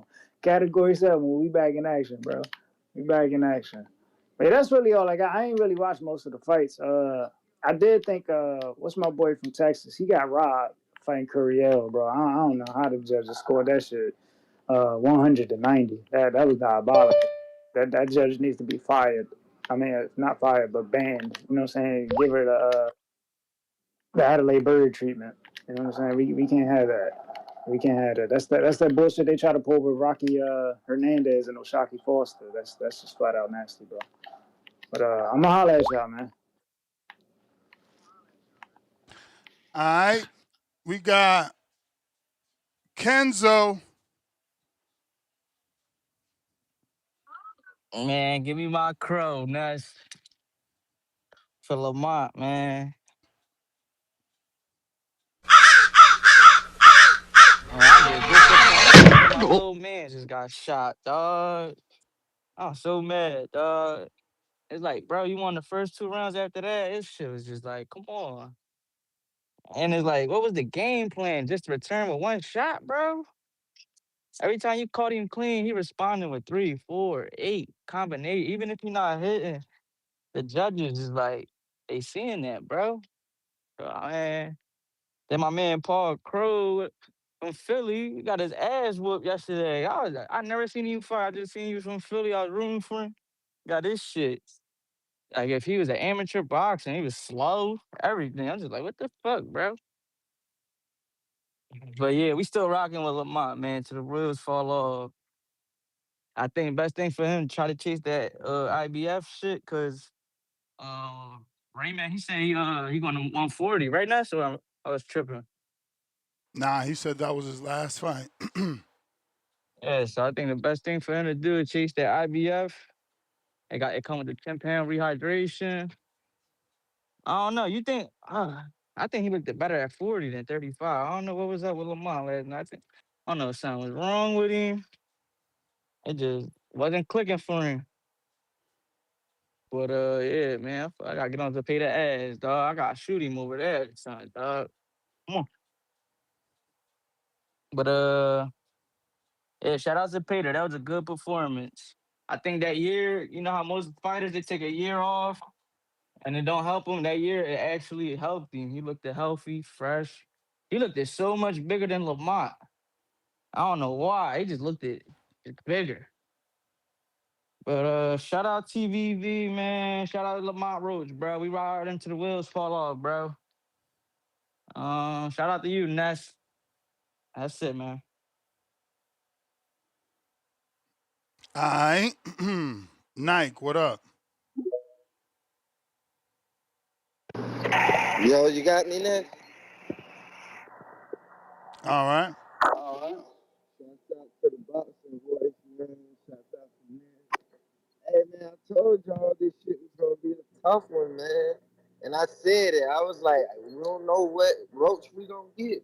We don't know if we're going to get Roach who try to go Mexican style for Mexican style like he went with Cruz. Or we going to get Roach how he was with Tank, just throwing counters. And that's what we got. But see, he wasn't like Tip said, man, that nigga didn't counter enough to the body either. That nigga was throwing once. He was catching Zepeda with some clean shots, but they weren't they was just one at a time, some pop shot shit. Like, he wasn't throwing no combos. Zepeda work rate did his ass dirty, did a mean in there. He couldn't keep up with that work rate. So he should have tried to do the way he did with Cruz, try to go Mexican style for Mexican style. Cause that countering shit, he was in there looking like AB versus Pacquiao. That's how that nigga looked at last night, bro. He wasn't in there like countering. And then I guess it worked against Tank because Tank work rate ain't that high either. Like Tank really ain't got no high output, but Tank hit you with clean shots and shit. So that's why Tank got the draw. He got the draw with Tank. And they both was in there throwing clean shots against each other. But this Zepeda fight, Zepeda was catching him with clean shots and outworking his ass. So I see why Zepeda got the UD. I mean, shit. Lamont, hey, and that's crazy. Shakur was trying to hype this nigga up, bro. Like, I ain't saying, Lamont not good or nothing or whatever. But it's like all these quotes about Shakur putting in the weight, talking about Lamont get to work so the best 135 pounders can fight. Dude had 2 draws at 35, didn't he? Or 1 draw. I think it was the 1 draw. No, it was 2, wasn't it? Because it was Tank. No, 2 Cruz was at 40. draws. Was Cruz? I thought Cruz was at 40 and 35. Okay, so 2 draws. So come on, man. This guy had 2 draws at 35, like, and now I'm saying he a good fighter. He just not the best. He's not the top tier one. He was top tier at 30 because he was a champ at 30. He should have stayed his ass at 30. You know what I'm saying? He should have went back down after the Tank fight. He could have got an Oshaki or some other fight. Like, that would have been better for him at 30. But yeah, man, 35, he don't need to be campaigned there no more. Lamont need to go back to 30. It's like dude said, I like the Zepeda Mason fight now, man. I want that unification, man. But that's my call, man. All right. Al in the Bay.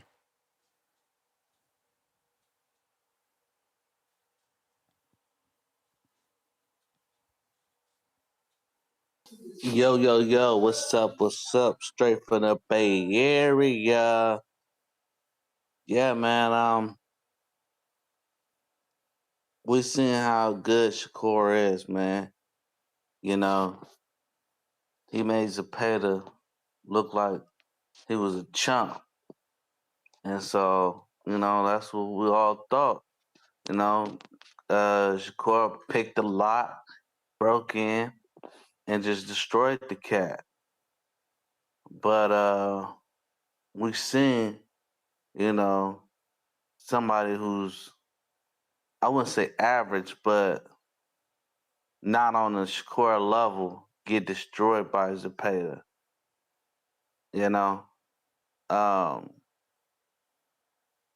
so the difference between Shakur and what Roach did was, even though Shakur stand in the pocket, he was still moving his head. And then he was still catching shots. But he also let his combinations go as well. And they was crisp. You know? He let off a five shot combination and they all landed. And then he stood in the pocket moving his head and his gloves out the way. So all he's doing is catching shots and aiming at them. Roach just sat there and just let him wail on him. And he threw 1 shot, 2 shots, and then sit there and let him wail on him. And then move. Then sit there. Then move. Then throw 2 shots. You feel me? So that's the difference between the talents. That's the difference between a top dog and somebody who's maybe just above average. Maybe. We gotta see. But Zepeda need this fight just as bad as Roach need this fight as well. So Zepeda came in and said he's gonna throw it. Like he said, he's gonna come in and throw it like 1,000 punches. Cause he need this fight as well to get his big payday. Now Roach gotta go back to the lab and either get a tune-up and then get back fighting the top dogs after that, or he's gotta come and be the top dog, whatever weight division he's at. He may not get a title shot, but he's gonna have to come back and be the top dog. Zepeda, he's an animal. He's gonna come. He's gonna throw punches. He's not accurate. He's not accurate at all. throwing punches left and right. And if you can't handle that, you're gonna drown. You know, that's just the way I look at it. Some people can't handle that work rate. So yeah, man. Next for Zepeda. I think he still had, because he won a vacant, right? Ness. Yep. So that means he gotta fight a mandatory, if I'm not mistaken. When you win a vacant, Yeah, you he gotta fight. probably gonna have 2 mandatories. Okay. So, so you can't fight a voluntary anyway. You gotta fight a mandatory. So, yeah. But you know them Ram- rules don't really fucking exist, man. They do that shit. They change that shit. If he gonna be in a unification or a big fight, they probably gonna let him do what he want. You know how it go. yeah, but I'm just saying, normally the rules is the rules. But yeah, man, if they do unification, then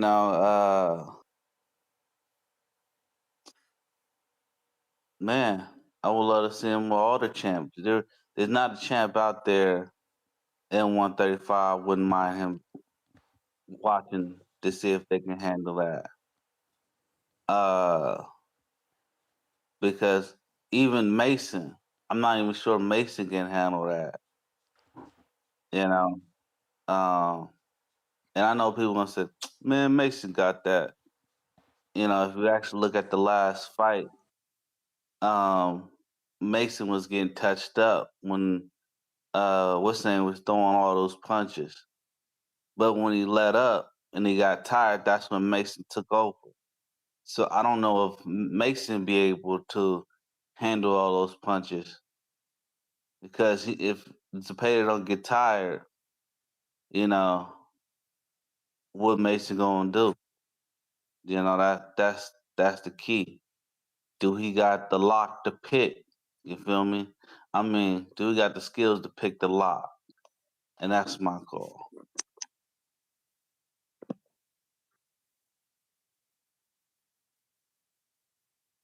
All right, corner store ride.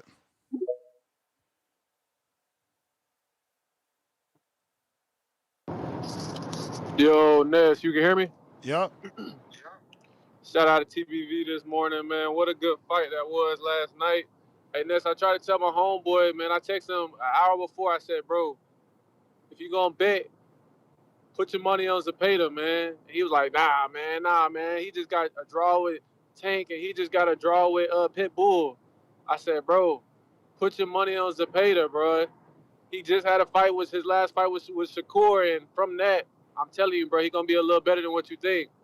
And we seen what happened, man. Zepeda went out there, and I ain't gonna say he pitched a shutout Ness, but he definitely put BTA to Lamont, man. He had Lamont looking crazy last night, and he had Lamont looking like he was the more inexperienced fighter.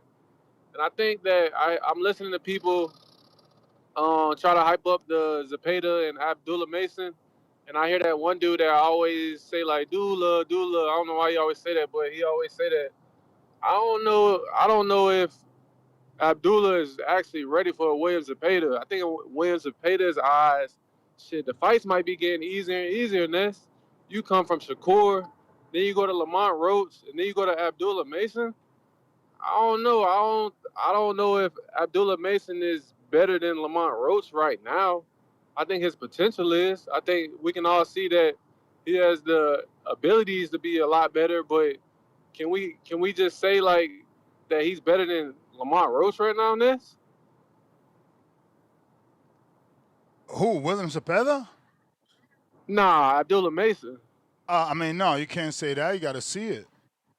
Yeah, that's what I'm saying. I just hear people say like that they want to see that fight, but I'm not gonna lie, Ness. If you ain't remember Shakur said like I was tired after Williams Zepeda, man. All them punches. If his gas tank ain't like that, and then like Abdullah just fought Artem Bell, like Like, I think William Zepeda is smarter than him. I think his footwork's better than him, and I definitely know his output is way bigger than Albert Bell's. So, and I think one thing that we gotta admit what William Zepeda is, he took some shots from Lamont Roach. Now, Lamont Roach, I'm not gonna say he's a knockout punch because we could tell by his knockouts, but he ain't like, it ain't just peaches and cream like people think. Like, oh yeah, Abdullah is gonna work him. Abdullah's, nah, bro, that's a real dangerous fight. Y'all thought Albert Bell was dangerous. Let Zepeda go in there with Mason. Y'all gonna be on the balls of y'all feet, trying to pump up Mason from the TV. So I don't know, Ness. Hey, Ness, if they do make that fight, you do see that as a 50-50 though, or are you leaning more 60-40 Zepeda? Zepeda versus Mason? It's definitely 50-50.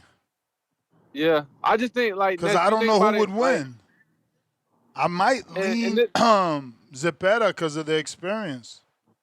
yeah, Ness, like, come on, man, you went from Shakur, Lamont, and then like we know you put 24 rounds in with Tevin Farmer, if that means anything these days, but I don't know, man. That's a tricky one, bro. I think people forget how at one point William Zepeda was that dude at 135 and people didn't want to fight him, and Shakur had to step up because they was like, all right, Shakur, you got to fight this dude that's throwing 1,000 punches a fight. And I definitely think it's making Shakur look a lot better.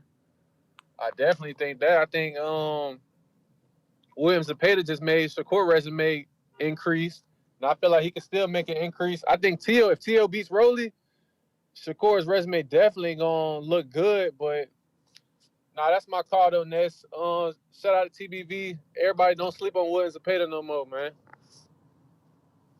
All right. Discord available, X Spaces available. We got Rich O. What up?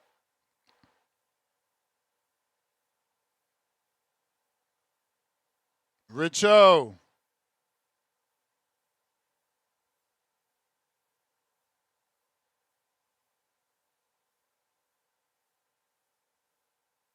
Gotta unmute, Rich. 267, 267.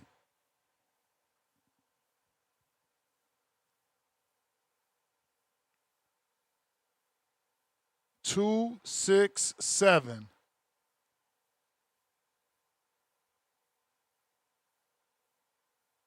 Yo, you got me, Ness? Yes.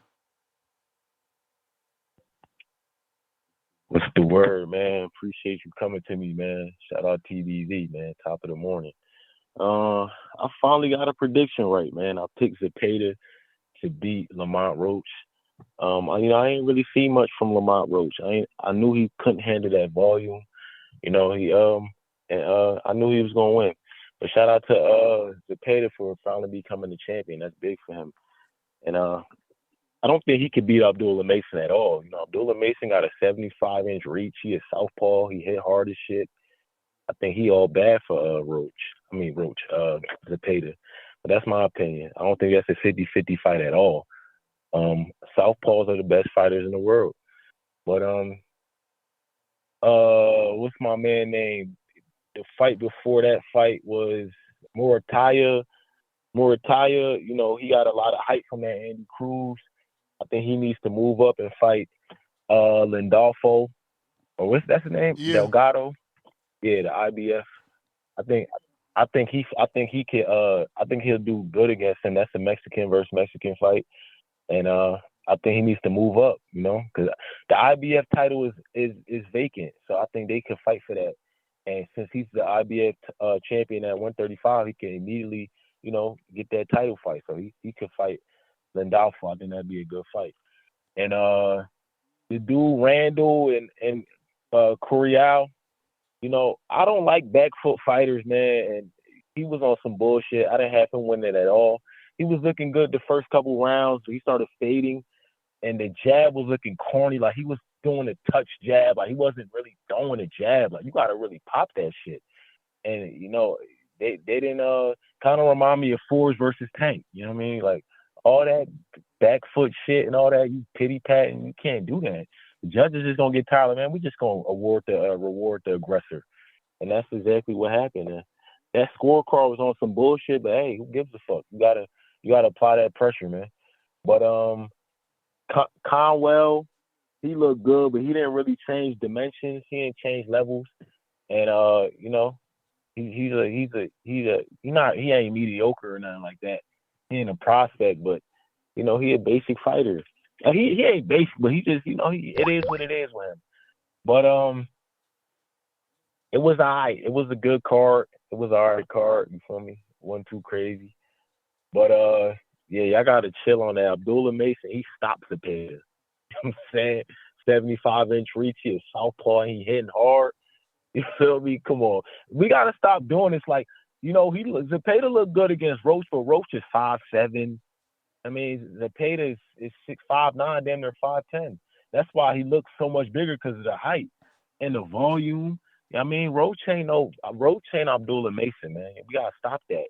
Abdullah Mason is a dog, and he throwing combinations. He's not a counter puncher. He throwing combinations and he banging.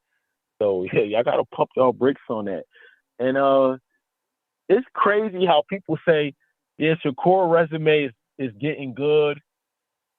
It's getting good, but nobody says Bud Crawford's resume is getting good, because Canelo beat a bunch of guys. Errol Spence beat a bunch of guys, but he don't get the credit. You sound silly, bro. You know what I'm saying? You sound silly. Like, you're gonna keep talking? What you mean? How? What the fuck has Canelo done since Bud? And what the fuck has Earl done since Bud? So you saying that Bud's resume is getting better because Canelo is just Canelo?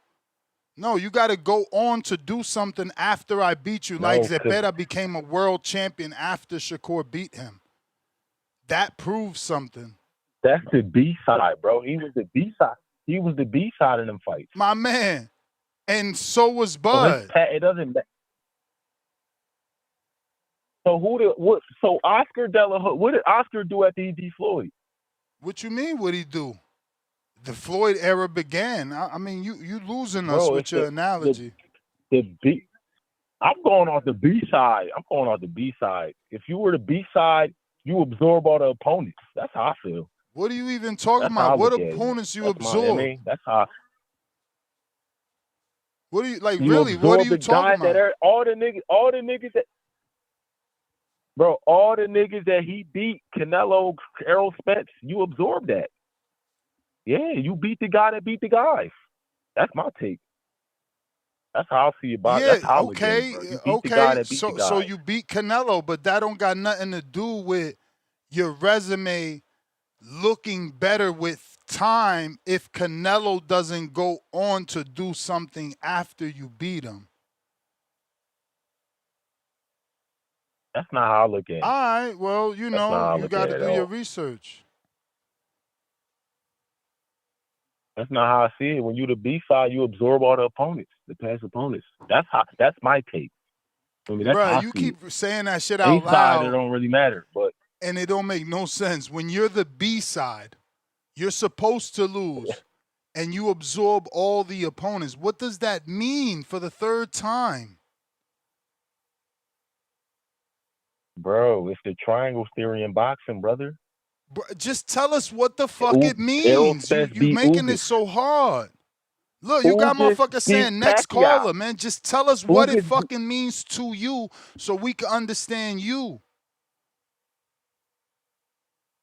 All right. Errol Spence beat Ugas. Ugas beat Pacquiao. We don't need to see Terrence Crawford versus Ugas or Pacquiao or Thurman and all these other niggas. Bro, but where's this conversation even coming from? This nigga's retired. No, I was just saying how they saying like T.O. and all this and that. I don't think that matters. The resume You're not don't explaining get yourself, Richo. You looking That's to get fucking hung up on. You're not explaining yourself. I asked you where this conversation even came from. You said, oh, you know T.O. and what? T.O. what? Explain your motherfucking self. No, somebody said T.O. Shakur resume gets better if TOB's rolling. It do. I don't agree with that. I gotta go, It bro. don't. I gotta Not in my go. eyes. That's I my gotta take, go. baby.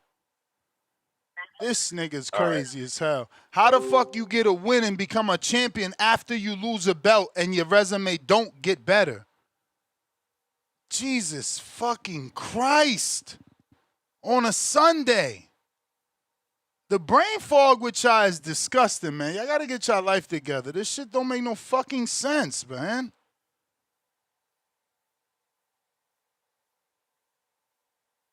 $470, who's this? You gotta unmute. You did already. Who's this? Hello, you can hear me? You can hear me, bro? Yes. What's going on, man? Shout out to the channel, man. I finally got a chance to catch the live show, so I figured I could do my first little call in, man. But it was a good. I like Roach, man. I heard what everybody's saying, trying to throw him away. I think he should stay at 35. I think he'll be a good 35-pounder. But Abdullah and Zepeda definitely is the fight. You know what I'm saying? Is there a ring champion at 35 No. now? It's not. No. So a unification bout with the ring on the line too. That's a big fight in Vegas. The essay's gonna pop out. You know what I'm saying? And we gonna pop out for Abdullah. He'll draw. You know what I'm saying? You know he just did his thing. So that's a big fight, man. What? 3 belts on the line. I think Shock should come up to 35. I seen somebody mention Camille in the chat earlier. I don't know what's up with him. I don't know what Floyd got him doing, but I think I like the new generation of 35, man, and I think they all fight each other. But that's pretty much it, man. I wanted to make my call. Shout out to the channel, man. Appreciate you. Shout out to all the real niggas turned truckers, man, out here getting this money, man. Let's go. Yes, Stay sir. safe on that road, champ. Yeah, man. Richo fucked it up for everybody. We on the bell, bro. Fucking up my fucking peace on a Sunday. Rigo, what up? Yo, what up? Damn, I'm the first one to get put on the bell nest. Second one, bro. Blame Richo. Got time to deal with nincompoops. All right, cool. No, that fight last night, bro. Zepeda definitely showed that he leveled up with his footwork, his punch placement. He had a nice game plan, man. I think after round 2, he definitely picked up on Roach's counters. He was digging that right hook to the body, straight left. I mean, he was just doing it. He was fighting really well. A really fun fight would be Zepeda and Cruz. What do you think about that fight? Hell yeah, they've been. You know, we don't. It's crazy, you know, because people love to highlight that black fighters don't fight each other. But when's the last time we had a fucking Barrera Morales? You know, where's the Israel Vasquez, Rafael Marquez? These Mexicans don't want to fight each other. They on some bullshit. Navarrete. I mean, now we had Navarrete and Nunez. Bro, who the fuck is Nunez? He's not popping on these streets like that. You know? Yeah. The one that he did give us that they did is Valdez Navarrete. That was a Valdez Mexican Navarrete, fight yeah. that, you know, we care about. But like, bro, Right. you know, they don't do it no more. They just don't do it no more. You know, they too busy trying to protect the Mexican fighter. They doing it with Emiliano. Well, I mean, we just had what's his name, Rayo and Cruz. That one, you know, both Mexicans. But How the fuck you I gonna guess- say we just had? The man's on totally a different network, new promoter. I mean, Lord have mercy. How many fights ago you went? We just had? And Rayo, Well, I mean, no, actually Rayo was born in Mexico. Yeah, right. I mean, okay, yeah, I get your point, but I mean, yeah, no, Zepeda Cruz, that would be that would be a banger for sure. That'll be a great fight. One more thing, right off topic, I think Zuffa. This is way off topic, but anyway, talking about the WBC belt that Zepeda just won. I think Zuffa's doing a really a disservice to the boxing community by not recognizing these belts, man. Like they could do what PBC did in, like, you know how PBC that one time was recognizing the welterweight champions. They completely ignore the WBO. I mean, Yeah. Zuffa could go that route and just be like, oh yeah, we recognize WBC and ring and forget all these other belts. I mean, you already have Ryan Garcia representing the WBC on their show. You know what I mean? Like, I think Zuffa should go in that way of just recognizing like 1 or 2 belts or so. But to completely ignore all the sanctioning bodies, it kind of does a disservice when you know these fighters really hold that belt to like a high standard, especially that green belt. That green belt just looks super good. You know what I mean? But anyways, Zepeda, really good work, really good fight. And I hope to see him against Cruz or against any of the other 135 You champions. may feel like it's your time, but it's not your time. Khaled, Indiana. Yo, Ness. What up? What up, man? Hey, salute off rip. Shout out to Charles Conwell. 2 years out the ring. Came in getting some work. He was not 16 prejudiced months, towards them 16 guts. months. All right, that's fair. Decent. But still, like, Golden Boy shelved him a little bit. He was a sparring partner, came back talking about how he wasn't focused and all that type of shit, had to go move away. Came back looking sharp. He was not prejudiced on them guts. He had a good jab. He was counterpunching. He looked very good in there. Charles Conwell is a guy that's not necessarily like a marketable guy. He just got to get scraps. You just got to put him in the ring and then just let him whoop ass. I like him at every fight at 154. I don't think that he beat all the guys at 154, but every fight that he's in at 154, I definitely fuck with. All right. I didn't see none of the other scraps except for Roach and Zepeda. So I'll rewatch the card and comment on it Monday. As far as Roach and Zepeda, right? All right, first off, start with William. William looked very good. He was not prejudiced on them guts. He definitely learned some shit from the Shakur Stevenson fight and all that. He was using different angles. He was feinting. He was changing up his rhythm. You know what I'm saying? Once he saw that he was getting countered, he was throwing multiple shots, like 6, 7, 8 shots, so that way you can't counter him. You know what I'm saying? He was just very active. You know, he had some decent head movement and shit like that. He just got a little better. You know what I'm saying? Just got a little better. He wanted it more. He was in better shape. He wasn't going to be the like nod from the belt. That's really what it come down to. You know what I'm saying? His like activity was good. He was just a better fighter on the night. As far as my man Roach, who was one of my favorite fighters, couple things outside of some of the technical things because he still did like a lot of good things in the ring, but you know what I'm saying, just really wasn't enough. This what I noticed though, Ness. Like I told y'all, I rewatched the fight that he fought at 130. He fought a guy similar to William, and he was able to move like how he moving, but he was throwing punches and shit like that too. So he didn't fought at 135, fought at 140. He trying to land one shots. He thinking that his punching power is probably a little more than what it is, but he kind of slapped with his punches. I think he should maybe be at 130. You know what I'm saying? Like maybe go down to 130. He not gonna do it because he's 30 years old and he gonna feel like he don't want to cut that weight and all that. But one of the also things too, I watch all his vlogs, all his camp lives and all that type of shit. He has a very, very bad diet. He doesn't really eat the diet of a boxer and shit like that. Like, especially coming off the Tank win and shit like that. He was kind of eating pizza, Oreo shit at food trucks and a lot of that type of shit. So all that shit do play a role and shit like that. So tomorrow I'll get into some of the more technical shit that I saw because I'm gonna rewatch the scrap. But Rose should really be at 130. You know what I'm saying? But that's You to my may man. feel No, I like it's still your love you, time, Rose. Still my man. but it's All right, not your Ness, that's time. my call. Thank you, brother. Nas, what up? Yo, what's up, man? What up? Hey, man, good weekend. Made some money. You know what I'm saying? Ain't gotta take no fucking crow. Told y'all Lamont wasn't like that. Like, I feel like hindsight is 2020 vision, man. You know what I'm saying? All this shit, man. Stop. We need to stop hyping the fucking tank debacle up. The motherfucker is not like that. He's not like that. If they was the running back with Tank, the motherfucker would get the L he deserved. He was gifted a draw against fucking against Pitbull. It's over now. The hype train is over. You know what I'm saying? The motherfucker, everybody that Shakur be backing, yo, go out there and catch L's. Motherfuckers need to say, yo, Shakur, stop mentioning me when I'm about to fight. Stop mentioning me in a fight. Just worry about yourself. Um, Shout out Charles Conwell. Went out there and got that fucking knockout. I didn't think he was gonna do it. I thought that was gonna go 12. Still made me some money. I just bet money line because, you know.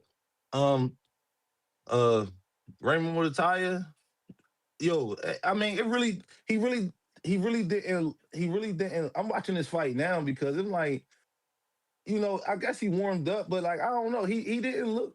He looked like he had a bad rehydration, and he just wasn't himself. I don't know. He didn't look the same from the Andy Cruz fight, but I mean, he still went out there and got the win.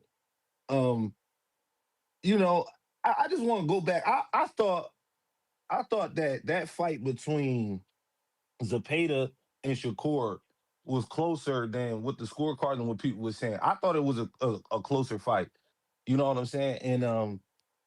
And the different what Shakur did, looking comparing these two fights, Shakur, he didn't allow himself to be pushed back, right? Like visually, because he would go against the ropes, or so he didn't allow himself to be pushed back. And it felt like it was like, all right, you hit me, I hit you, right? And Shakur was definitely hitting.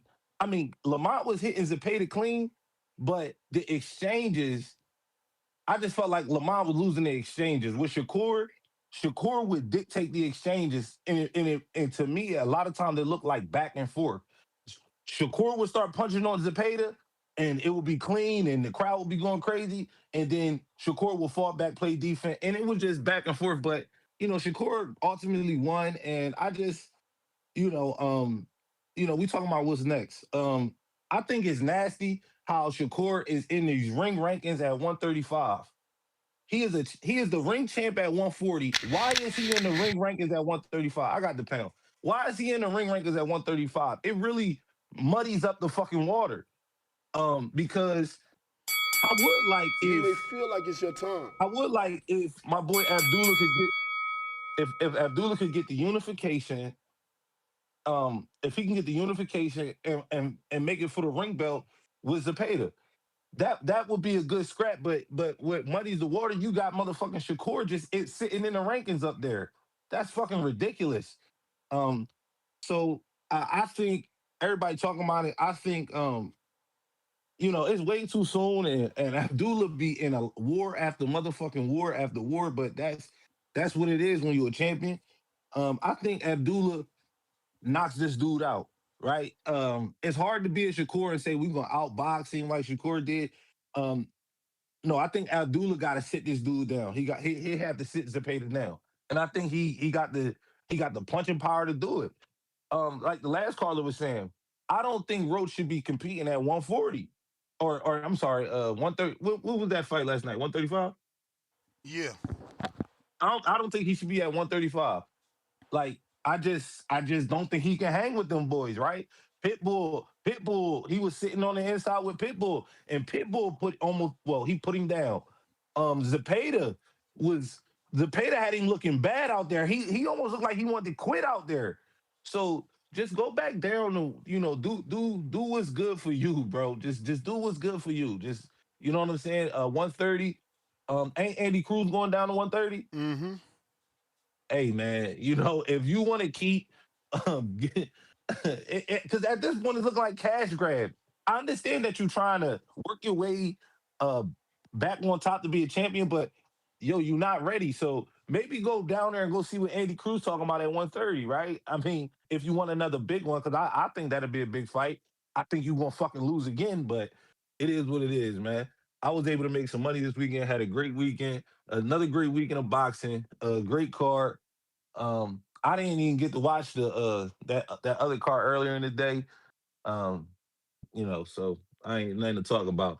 But it was a great scrap last night. And I do want to see that Abdullah fight. I do want to see Abdullah Zepeda. And it is nasty, like you saying that Muratalla didn't get a unification. He didn't unify at 135, did he? Hell no, he just won that belt.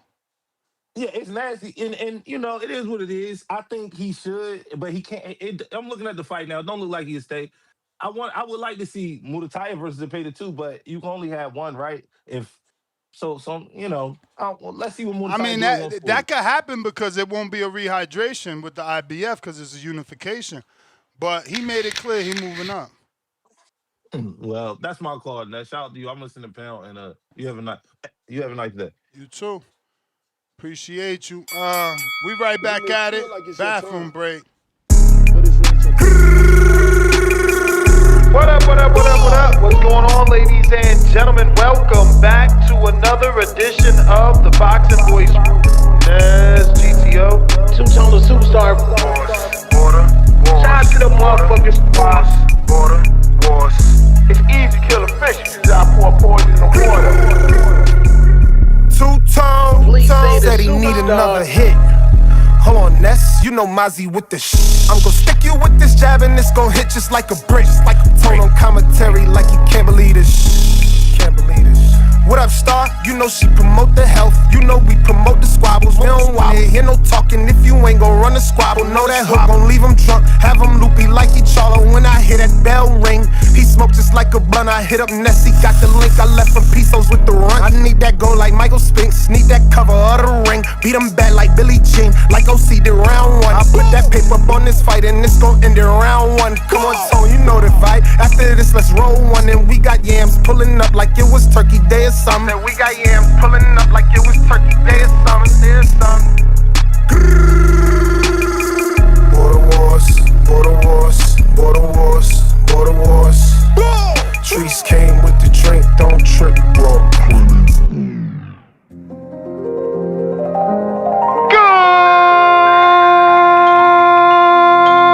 Good morning, TBV. Welcome back, ladies and gentlemen, to another edition of the Boxing Voice Radio. I am your host, Solo, Dolo, Scarface, No Manolo. Lord have mercy. Boxing Voice. We are here to talk about Border Wars 18, Orlando, Florida, School of Hard Knocks. We at Border Wars. Better book your ticket, cause we on tour. We got fades, scraps, talking about all the money on the scraps. Yeah, it's money on the floor. Yeah, it's money on the floor. F. Grant, member for 23 months on the prospect level. Tank gets it. Oh, we read that already. What up, Tommy? What's going on, man? Shout out TVV. Yeah, so like me and you said earlier in the week, midweek, Lamont just a bona fide counterpuncher. He don't got the punch output, and we knew if he didn't up his punch count, he was not going to win. Zepeda looked good. It looked like he did learn some stuff over this last year. He took some angles, some step backs. He didn't just stand there with the high guard while whatever, and when somebody tried to actually attack him. So good stuff. Good stuff. Back to the drawing board for Lamont. And Lamont needs to go back down to 130, and this why. One, he never had the puncher power. He only even got the puncher power at 130 for one. For two, honestly, bro, this was the first bona fide guy his size or slightly bigger that he fought moving up, because like you look, he's a little bit bigger than Tank and he's bigger than Pitbull. Even though there was, they fought and he went up in weight, like Tank is really a freaking 130, 126 pounder that just fight at 130. Same thing with Pitbull. Pitbull like more wider than them, but he's a, 130, 135er. But height wise and stuff like that, he probably, 130, 126 as well. But, shout out to Zepeda. Let's see what's next. Cruz is probably like, just while y'all on the bring it up, Cruz is like the only person that's really signing up to fight other Mexicans. Like a big enough name that's like, okay, fuck it, I'll scrap with the other good Mexicans. So I know he'll take the Zepeda fight, but probably De La Hoya probably gonna wait for the Lucas body. I mean, honestly, what did Cruz do? Was it the Rayo fight that makes you feel like he'll sign up to fight Mexicans?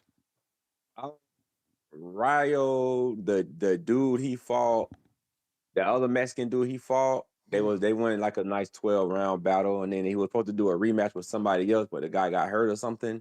Oh, I think I know who you're talking about. The dude that did good. It wasn't supposed to. Oh man. But and I'm just saying that to say, like, the caliber I guess the height or level that Cruz is on, and no other Mexicans at his height is fighting other Mexicans other than him.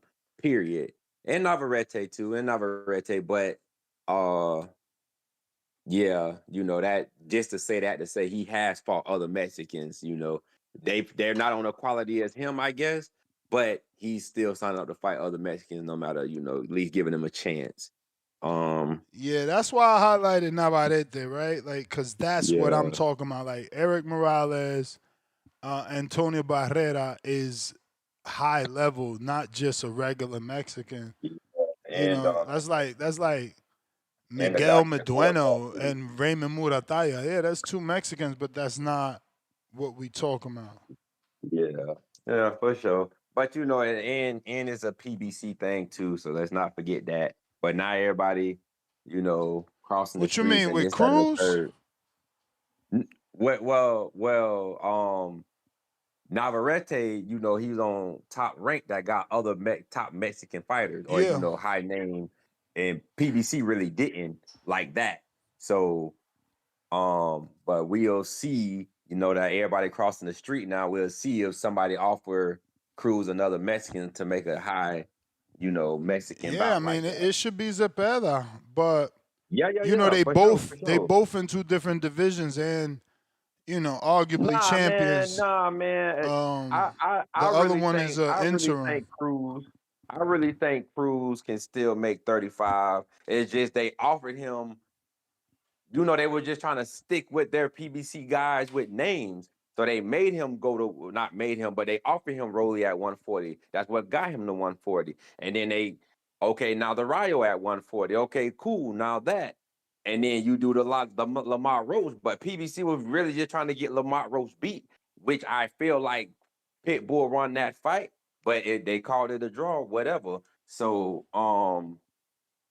but I just say all that to say they were just trying to stick with PBC fighters, no matter if they were jumping you away to bring you down. But now that everybody, crossing the street or whatever, we'll see if they offer you those other Mexican guys, Muratalla at 140 or Zepeda at 135, So we'll see what happens in the near future. And I hope that does happen. But yeah, Lamont need to go back down to 130. You never had the power like that. So that game plan of let me just catch and shoot and counter and hurt. You're not hurting nobody, Lamont. It is what it is, but you're not hurting nobody. You did what you did versus Tank. I felt like you lost to Pitbull. A lot of people felt like you beat Pitbull, but they called it a draw. So you rose in status with the Tank fight. You stayed at that same status with the Cruz. Now you done dipped with this loss and that type of performance of a loss, because that was not a good performance by you, bro. Like, you 3 rounds. The man, 8-4, 9-3'd you. So, gotta come back, gotta come back better. So we'll see what that. Yeah, Muratalla did look a little So he said he moving up. Hey, fuck it, move him up. If somebody offer him, is Muratalla with Top Rank or he with Golden Boy? Top rank.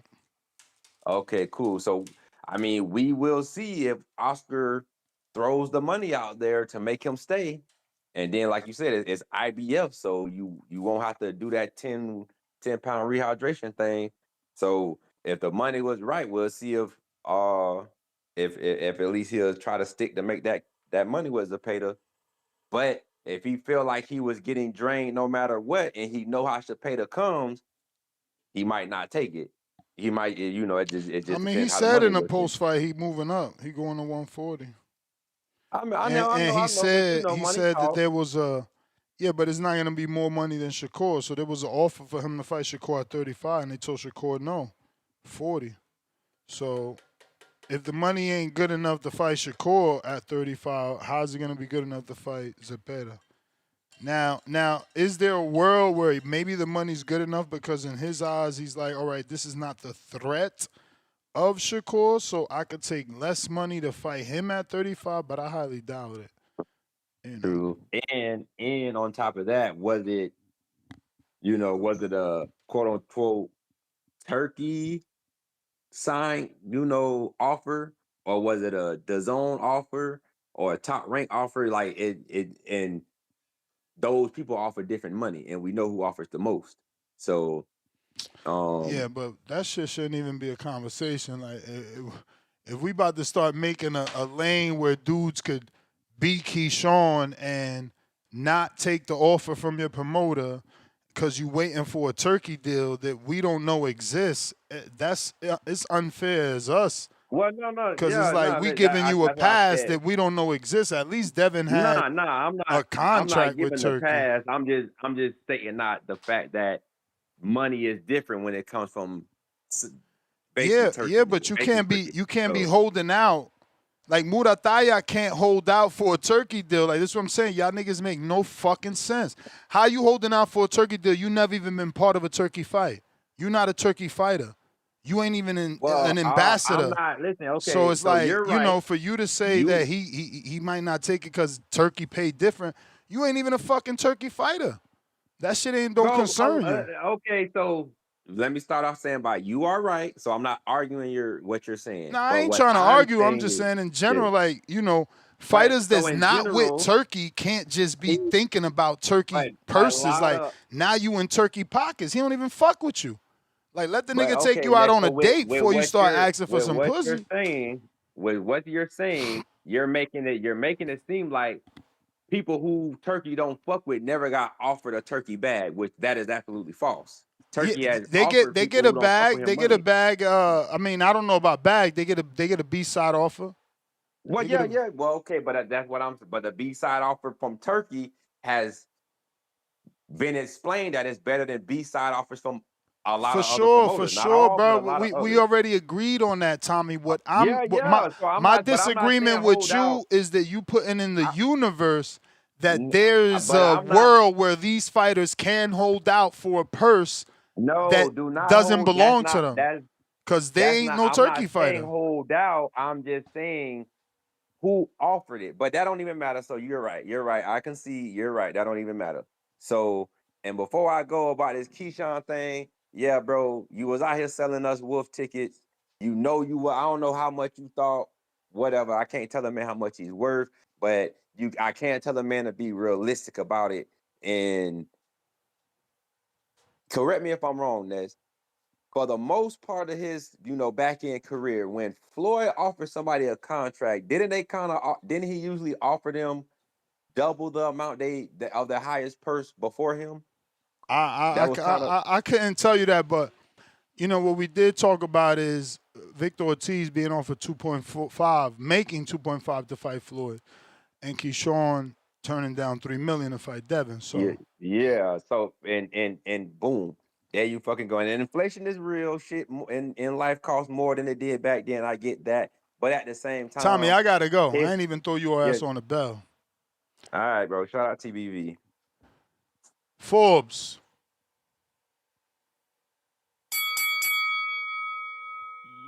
Yo, what up? What up? Man, chilling, man. Out here just listening to the show. You sound very far. My bad. I sound better?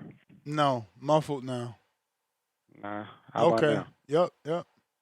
Perfect. Yeah, man, great night of fights.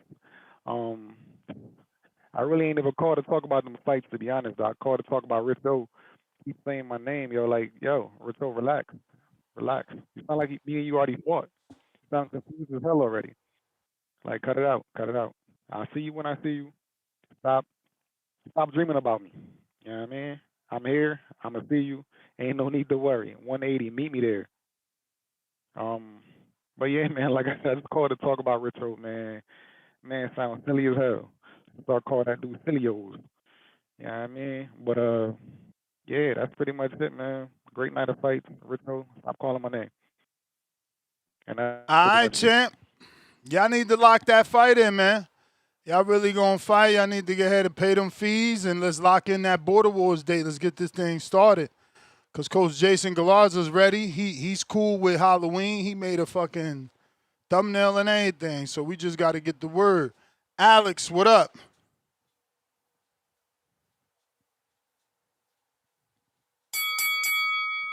Hey, Ness, can you hear me? Perfect. Hey, I wanted to talk about the fights. First, starting with the prelims. It was a good card. First with Capetillo. Hard to see him lose like that. He's 17-year-old, really a kid, fighting and training with a grown man. So hopefully he shakes back. But he's young, so that was tough to see. Bro, Oscar was just on Errol Hawani telling Errol Hawani that is the future face of Mexican boxing. Right. Yeah, I mean, his style for being 17 and really having no pop, it's just not the right style. I think 9 times out of 10, he's more skilled. He would have won the fight, but just the wrong fight. Moving on, Conwell. I mean, after 16 months, I think he hasn't fought since the Chino Perez fight. Tough fight to come back to. He looked good, got the stoppage. So what you want to see was someone coming back after a year. Raul Curiel and Quentin Randall. I knew there wasn't going to be a stoppage. I think the right man won. You know, if Norman Jr. couldn't get him out, Polanco couldn't get Randall out, I knew it wasn't going the distance. I think Curiel's less skilled, you know, less tools. So I saw that coming. With Muratalla, I agree with you. You called it perfectly. For Robson to be 37 Olympic, he had a very amateur style. You know, slap punches. After he scored a punch, he'd lift his hand up like he wanted the judges to know that he scored. It was very very amateur. But I think Muratalla looks good. One thing that I would suggest for him moving up to 140, it sounds like he can't get an immediate title shot with Delgado. He might be busy. I'd love to see Muratalla and Oscar Duarte go at it. I think that'd be a fun fight. I would lead towards Muratalla in that fight, but for him to continue to get names, get buzz, I think that's a great fight for him. And then lastly, can you still hear me, by the way? Just want to make sure. Perfect. I like Muratalla Duarte Cruz. Yeah, Cruz. Duarte, yeah, that's a good fight. But Pitbull, I just don't see him fighting anybody. I mean, there's a lot of people, a lot of names that want to fight him. Ryan Garcia. Yeah, but now he's not going to be protected, right? He's on the zone now. I hear you on that, Ness, but look at even the most recent PBC cards. Like they're trash. He is with Gibbons though, so they still might protect his ass. Yeah, and you're right. The cards are trash. Look at this fucking Fundora garbage and this Tio undercard. Yeah, you said it too, Matt. Not to derail, but the fact that Virgil Ortiz hasn't called that mandatory is just absolutely horrible. But yeah, no. Hopefully that'd be the. I would love to see PBC. I was excited about them mixing up with other promoters, but I haven't seen it yet. But lastly, on that Zepeda and Roach, I called that exactly how it was. I think Zepeda was much more busy, and you hit the nail on the head. Like, it's one thing to be in shape, but having to have something in your face the whole time, you know, anticipating those punches, it takes a lot out of you. Being that high guard, and Zepeda was way more busy. I know that's the time, so appreciate you coming to me. Really enjoyed the fights, and Zepeda looked good. I would love to see him unify against Mason next. Appreciate it. William, talk to us. Hey, Ness, what's going on? What up?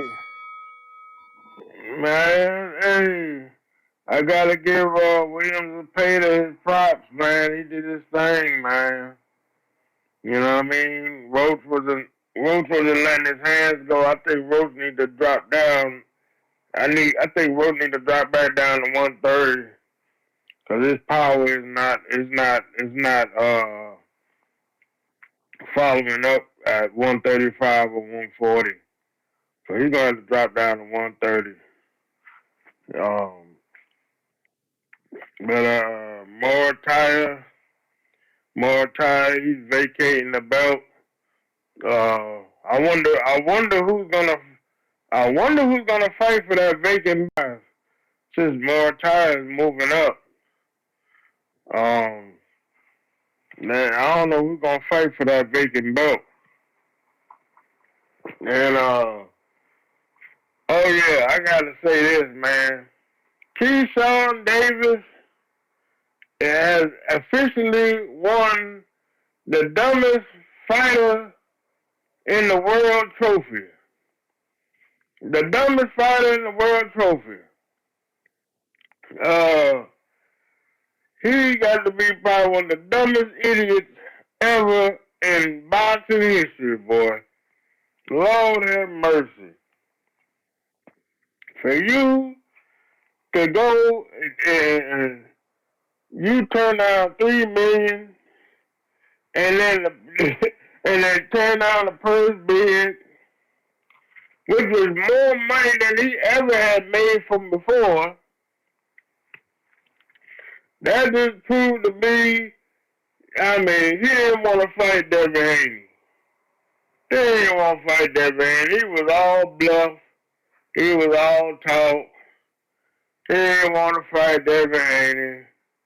You know what I mean? Shakur Stevenson is playing games, talking about 144. You know, for the fighters at 147, ain't no 144. Okay. They need to stop playing games, man. Debo Devin Haney is exposing these clowns. These dudes don't want to fight Devin Haney, man. They don't want to fight him. They don't want to fight Devin Haney. It's a daggone shame. You know what I mean?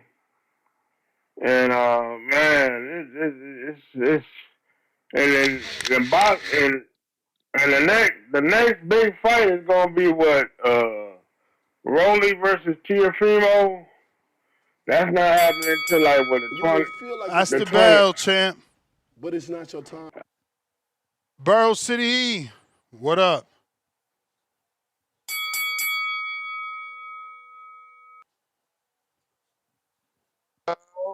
What up? Ain't shit, man. Ain't shit. I just had to come in and get my spiel this morning, man. Shout out to Zepeda. You know what I mean?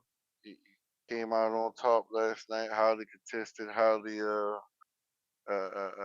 high intellectual fight. There was a lot of good stuff going in that ring. A lot of high level shit going on in that ring. You know, Lamont came out on the other side of that. Shout out to him. Third hard fight in a row. You know what I mean? He just steady.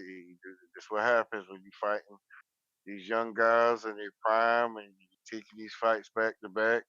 You ain't gonna always come out on top. It's par for the course, man. Par for the course. But shout out to Zepeda. That was a great fight.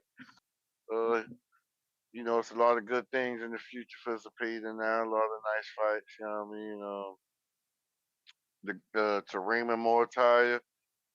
Solid performance, not the best. Solid performance, but he did a good job last night. Tight and good to watch. Good for fandom.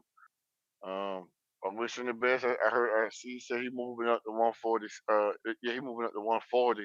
140 is packed. You know what I mean? And I'm ready to see that. Like, that Raymond could mix a lot of things up at 140 because I don't think it's a lot of people at 140. I just don't see beating Raymond.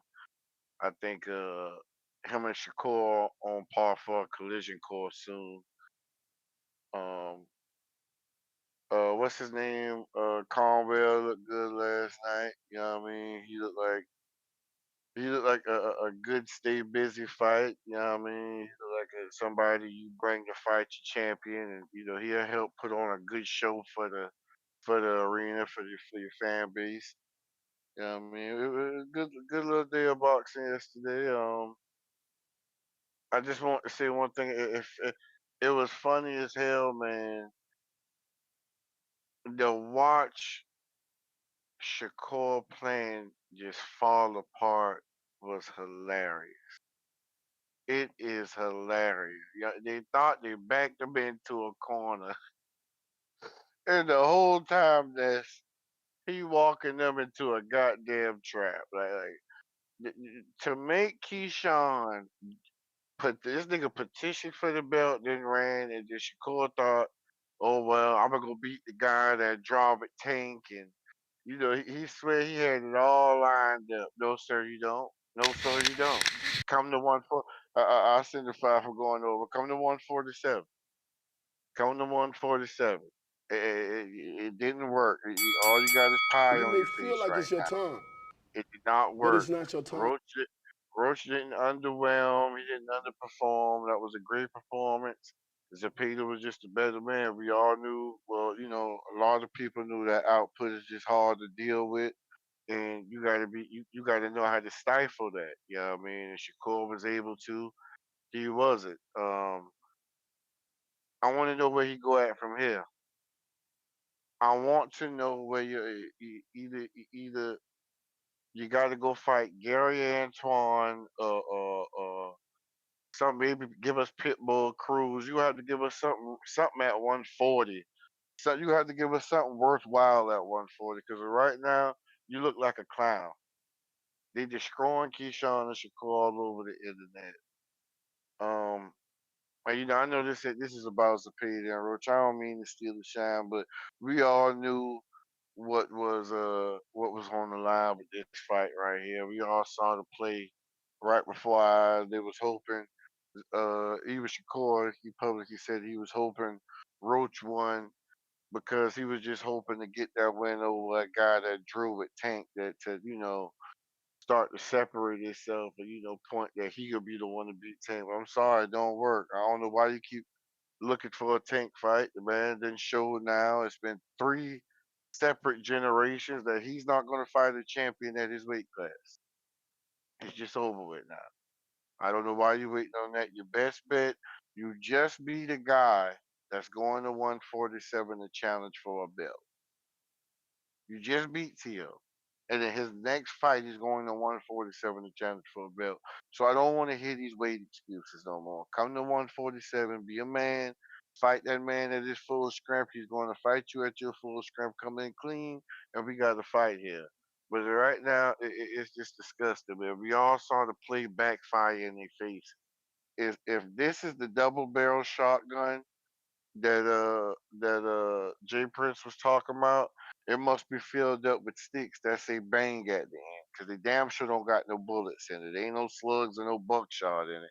Cause these the most ineffective rounds I ever seen come out of any goddamn gun. And yeah, that's my call, man. This funny. I wish there was a way I could get you to give Shakur uh give him some crow. Give Shakur some crow. He did pick Lamont. Make sure you give Shakur some crow today, man. That's my call, big dog. I appreciate you. Last call for them callers. Last call for them callers. If you're looking to call in, now is the time to voice your opinion right here on the Voice of the People hotline, where we're recapping like this your time, weekend's boxing but it's not your and results. All right, let me catch up here. We got B Baby with the $10.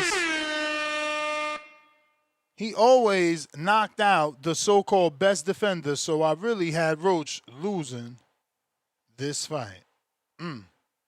Anthony Forbes, $5. Why this trash fighter keep bringing up my name? Richo. And we got Have Boxing gifted 5 memberships. Salute Have Boxing being generous. He always giving out the memberships too, man. Salute. Contrell, Germany with the fat $10. Fighters like Roach say they want to go out on their shield, but isn't willing to sell out when they're down on the scorecards like Diego Corrales did versus Castillo. Roach was okay not getting stopped. William Daly. Here's my 2 counter punches to skip the line and speak. William, come on back. Come on back, because I ain't even know you sent these counters, so you got 2 of them. Champ. Birdman Jr., $5. If Navarrete Foster can't make a unification and a ring title fight, I'd like to see either of them move up and fight Zepeda. Mexican flag versus Mexican flag would be a fire emoji fight. William, counter.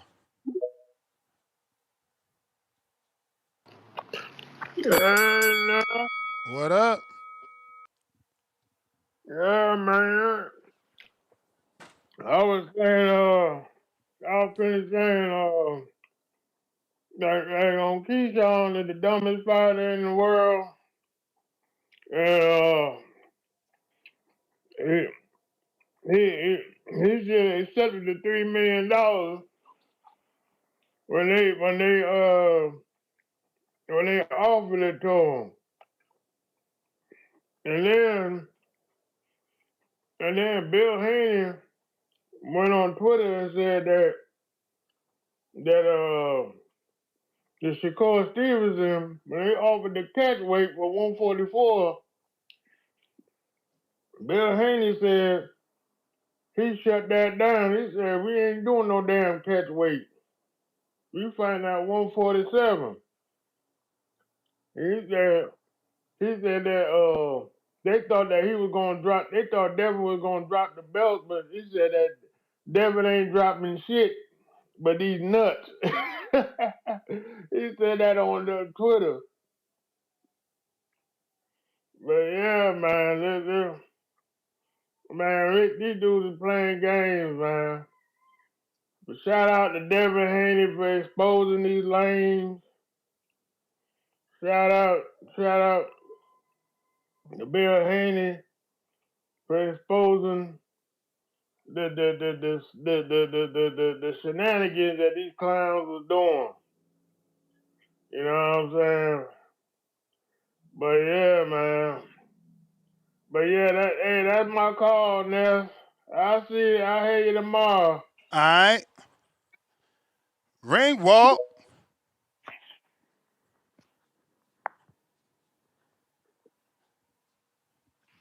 Yo. What it do? Man, what's Damn, up with even you, a new champ? Twitter? What happened? You got hacked? Oh, man. Nah. This, damn, I ain't even realize what page I was on. Nah, He got caught on his little, what y'all call them shits? I'm too old. What's that called? the burner. He on the burner. I'm on the burner, yeah. Nah, you know how it go. I will say I did get logged out, so I'm like, fuck it. I just wanted to be on the X spaces. What's up with you, champ, man? What's going on, man? How about those fights last night? Shout out that boy Charles Conwell. You see, he done did the damn thing. You get what I'm saying? One of the best at what he do. Hello. You know, we saw a huge upset. Dylan Capetillo. Holy shit, Crazy. That right? was wild, man. Hey, you know, it's funny. It's not funny. Ironically, though, in his last fight, I looked for every sports book in the world because I wanted to bet fight to go the distance, and he had a tough fight against that southpaw. Mm-hmm. William, you got to mute yourself, brother. Oh, that's my bad. But yeah, and then you know we had Muratalla. You know, I picked him by decision. Parlay hit last night. Yes, it did. Plus 650 off the 2-leg. Hello. And then William Zepeda by decision, you know. Man, Lamont did not look that good. Let me tell you. Yeah. He did not look that good, you know. I think it kind of just shows that not everybody could do what Shakur did against a guy like Zepeda. All right? That's why I thought, you know, Lamont was gonna have some trouble. You know, Zepeda training that super high altitude down there in the southern mountains of Mexico with Panda. And you know, we saw that stamina pay off. Big time. Yeah. Yo, but I just gotta ask you, man, cause I'm just tuning in, being real with you. But what do you and the community think Dev should do now? It's tough, man. It's tough. I mean, what are we asking? Like, biggest fight or just the next best thing? Like, it's tough, man. I just think realistically, right? I mean, we've seen what's went on these last several months. So There's like not a lot. realistically, There's not a lot. You know what I mean? Like, we already kind of talked about it here, and most people want him to go after Pato in October. Pato should be available. Unify. You unify in October. This way, you know, Ryan just won or lost, right? Because he fighting in September, so he just won or lost. T.O. Rowley just won or lost. Now you fight third. You look better than them. You unify, and you kind of in position with 2 belts. So now you can unify with Ryan Connor winner, or T.O. Rowley winner. You know, I love that Paro fight, cause you know I ain't get a chance to go down under. You dig? So that would be fire. That would be fire. Hey, you remember? Do you remember when we had Liam Paro Of in course, studio at I say it all the time. It's not a secret. I've been told the truth. What's the truth, Ness? That he got his face broke by Devin. So I don't think he's gonna take the fight. Oh, all right. You know, my memory, you know, I smoke and shit, bro. My memory be a little so I just had to ask my I good brother just here. said this yesterday because I'm like, that shit was like 16s or 18s. I'm gonna assume 16s because Devin was a 35-pounder back then. 16s, That's another thing, right? So it's like you and your team talking about, yo, we got this offer. It's like $2 million, let's say. Let's say they say $2 million, right? Because Norman got No. 1.7. That was at just to clarify. Fuck, man. Now you got me questioning myself. I was gonna say I'm pretty sure that was for Devin's first fight at 40 against Regis. I don't think so but because we was in studio and that was the first year at the win. Because we got him in the win after the sparring with the glasses. That contract was only 6 months, so it's impossible. That was 2021. Yeah, 23. Yeah, you right. It was the first half of 23. Okay. So my thing is you like right. Norman got off of 1.7 and he got a higher profile than Pato. Pato is with no limit. He is an international fighter. He is a two-time champ. Maybe he gets 2.2, 2.1. Is that enough? Because now you with your team and you like, yo, they broke my face with 16s. Now we're going to fight with 8s and no headgear. You know what I mean? I'm not saying Devins is this killer, but he knows already, like, bro, this kid could hurt me. And now look, he's man. bigger. Now he's 2 divisions bigger. Hey, look, man, you my brother. And you ain't never in my life heard me talk about what another man is making, right? I ain't never in my life did no shit like that, right? You know, shout out to P.O., right? Our deals wasn't the same, nor should they have been, right? So I say all of that to say we can't be worried about what the next guy is making. I think we both know that there is a lot of money in Australia, right? I think we both know that, you know, Devin has gone out there, you know, and he's done somewhere in the 75,000 tickets sold range fighting in Australia. And obviously, you know, he was fighting the Australian. But that being said, I think that, you know, there could be something big down under. I think that, you know, the Australian government, you know, they don't have nothing going on till January, right? So let's bring some tourism into the country. Let's you know, let's sell some hotels. Let's, you know, go out there and visit some kangaroos. And Did you call Jim? Don't he represent him? You know, that's a good question. I know Tim is no longer with Jim. I'll tell you this though. I'll tell you this because I know he is with No Limit.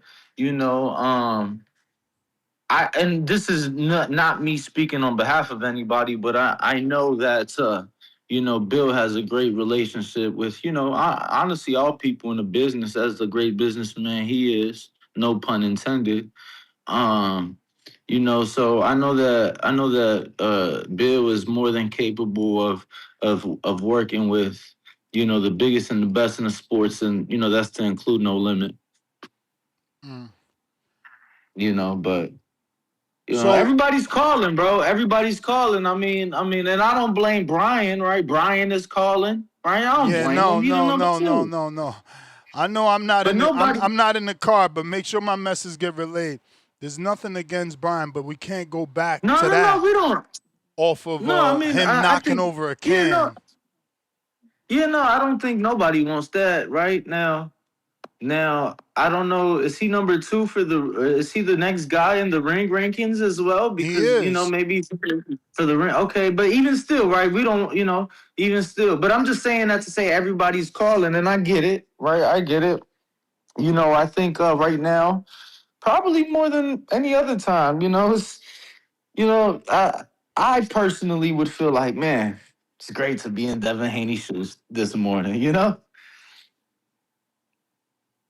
What's up, Nat? Yo, we got BDB here. Pick up Hey, the phone. BDB, pick up the phone. What's up, Nat? Chilling. How are you, Coach? I miss you like a I'm doing motherfucker, man. good. I miss I you, miss man. you too, man. You an excellent teacher, man. I see now.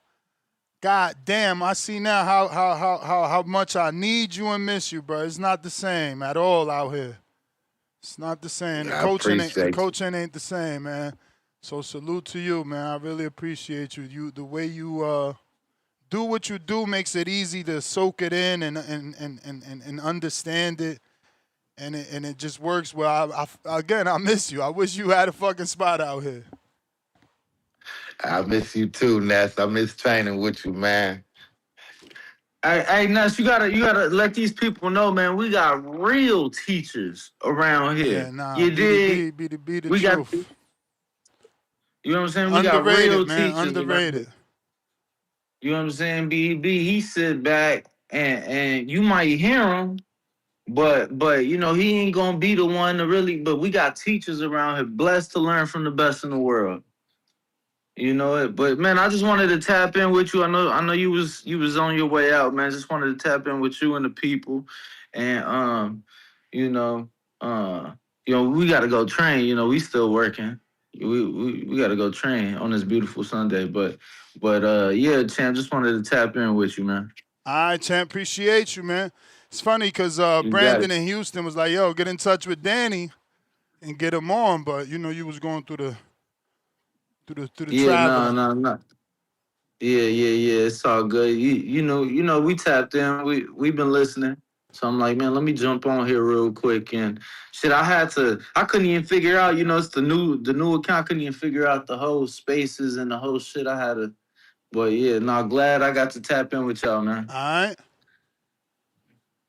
Peace. That's the last All call. right, champ, I'll get with you. You the man. Take care, Ness. IBDB. Damn, I miss Coach for real. I ain't even fronting. Motherfuckers, the truth. Walk them down $2.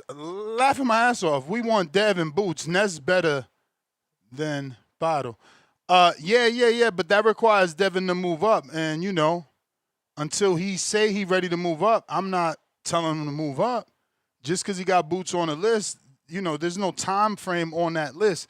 Y'all like to control his list, and that kind of bothers me because none of y'all favorite fighters got a list, nor do y'all ask them to make one to hold them to the same standards. But then you criticize Devin for having a list and seeking the fighters on the list.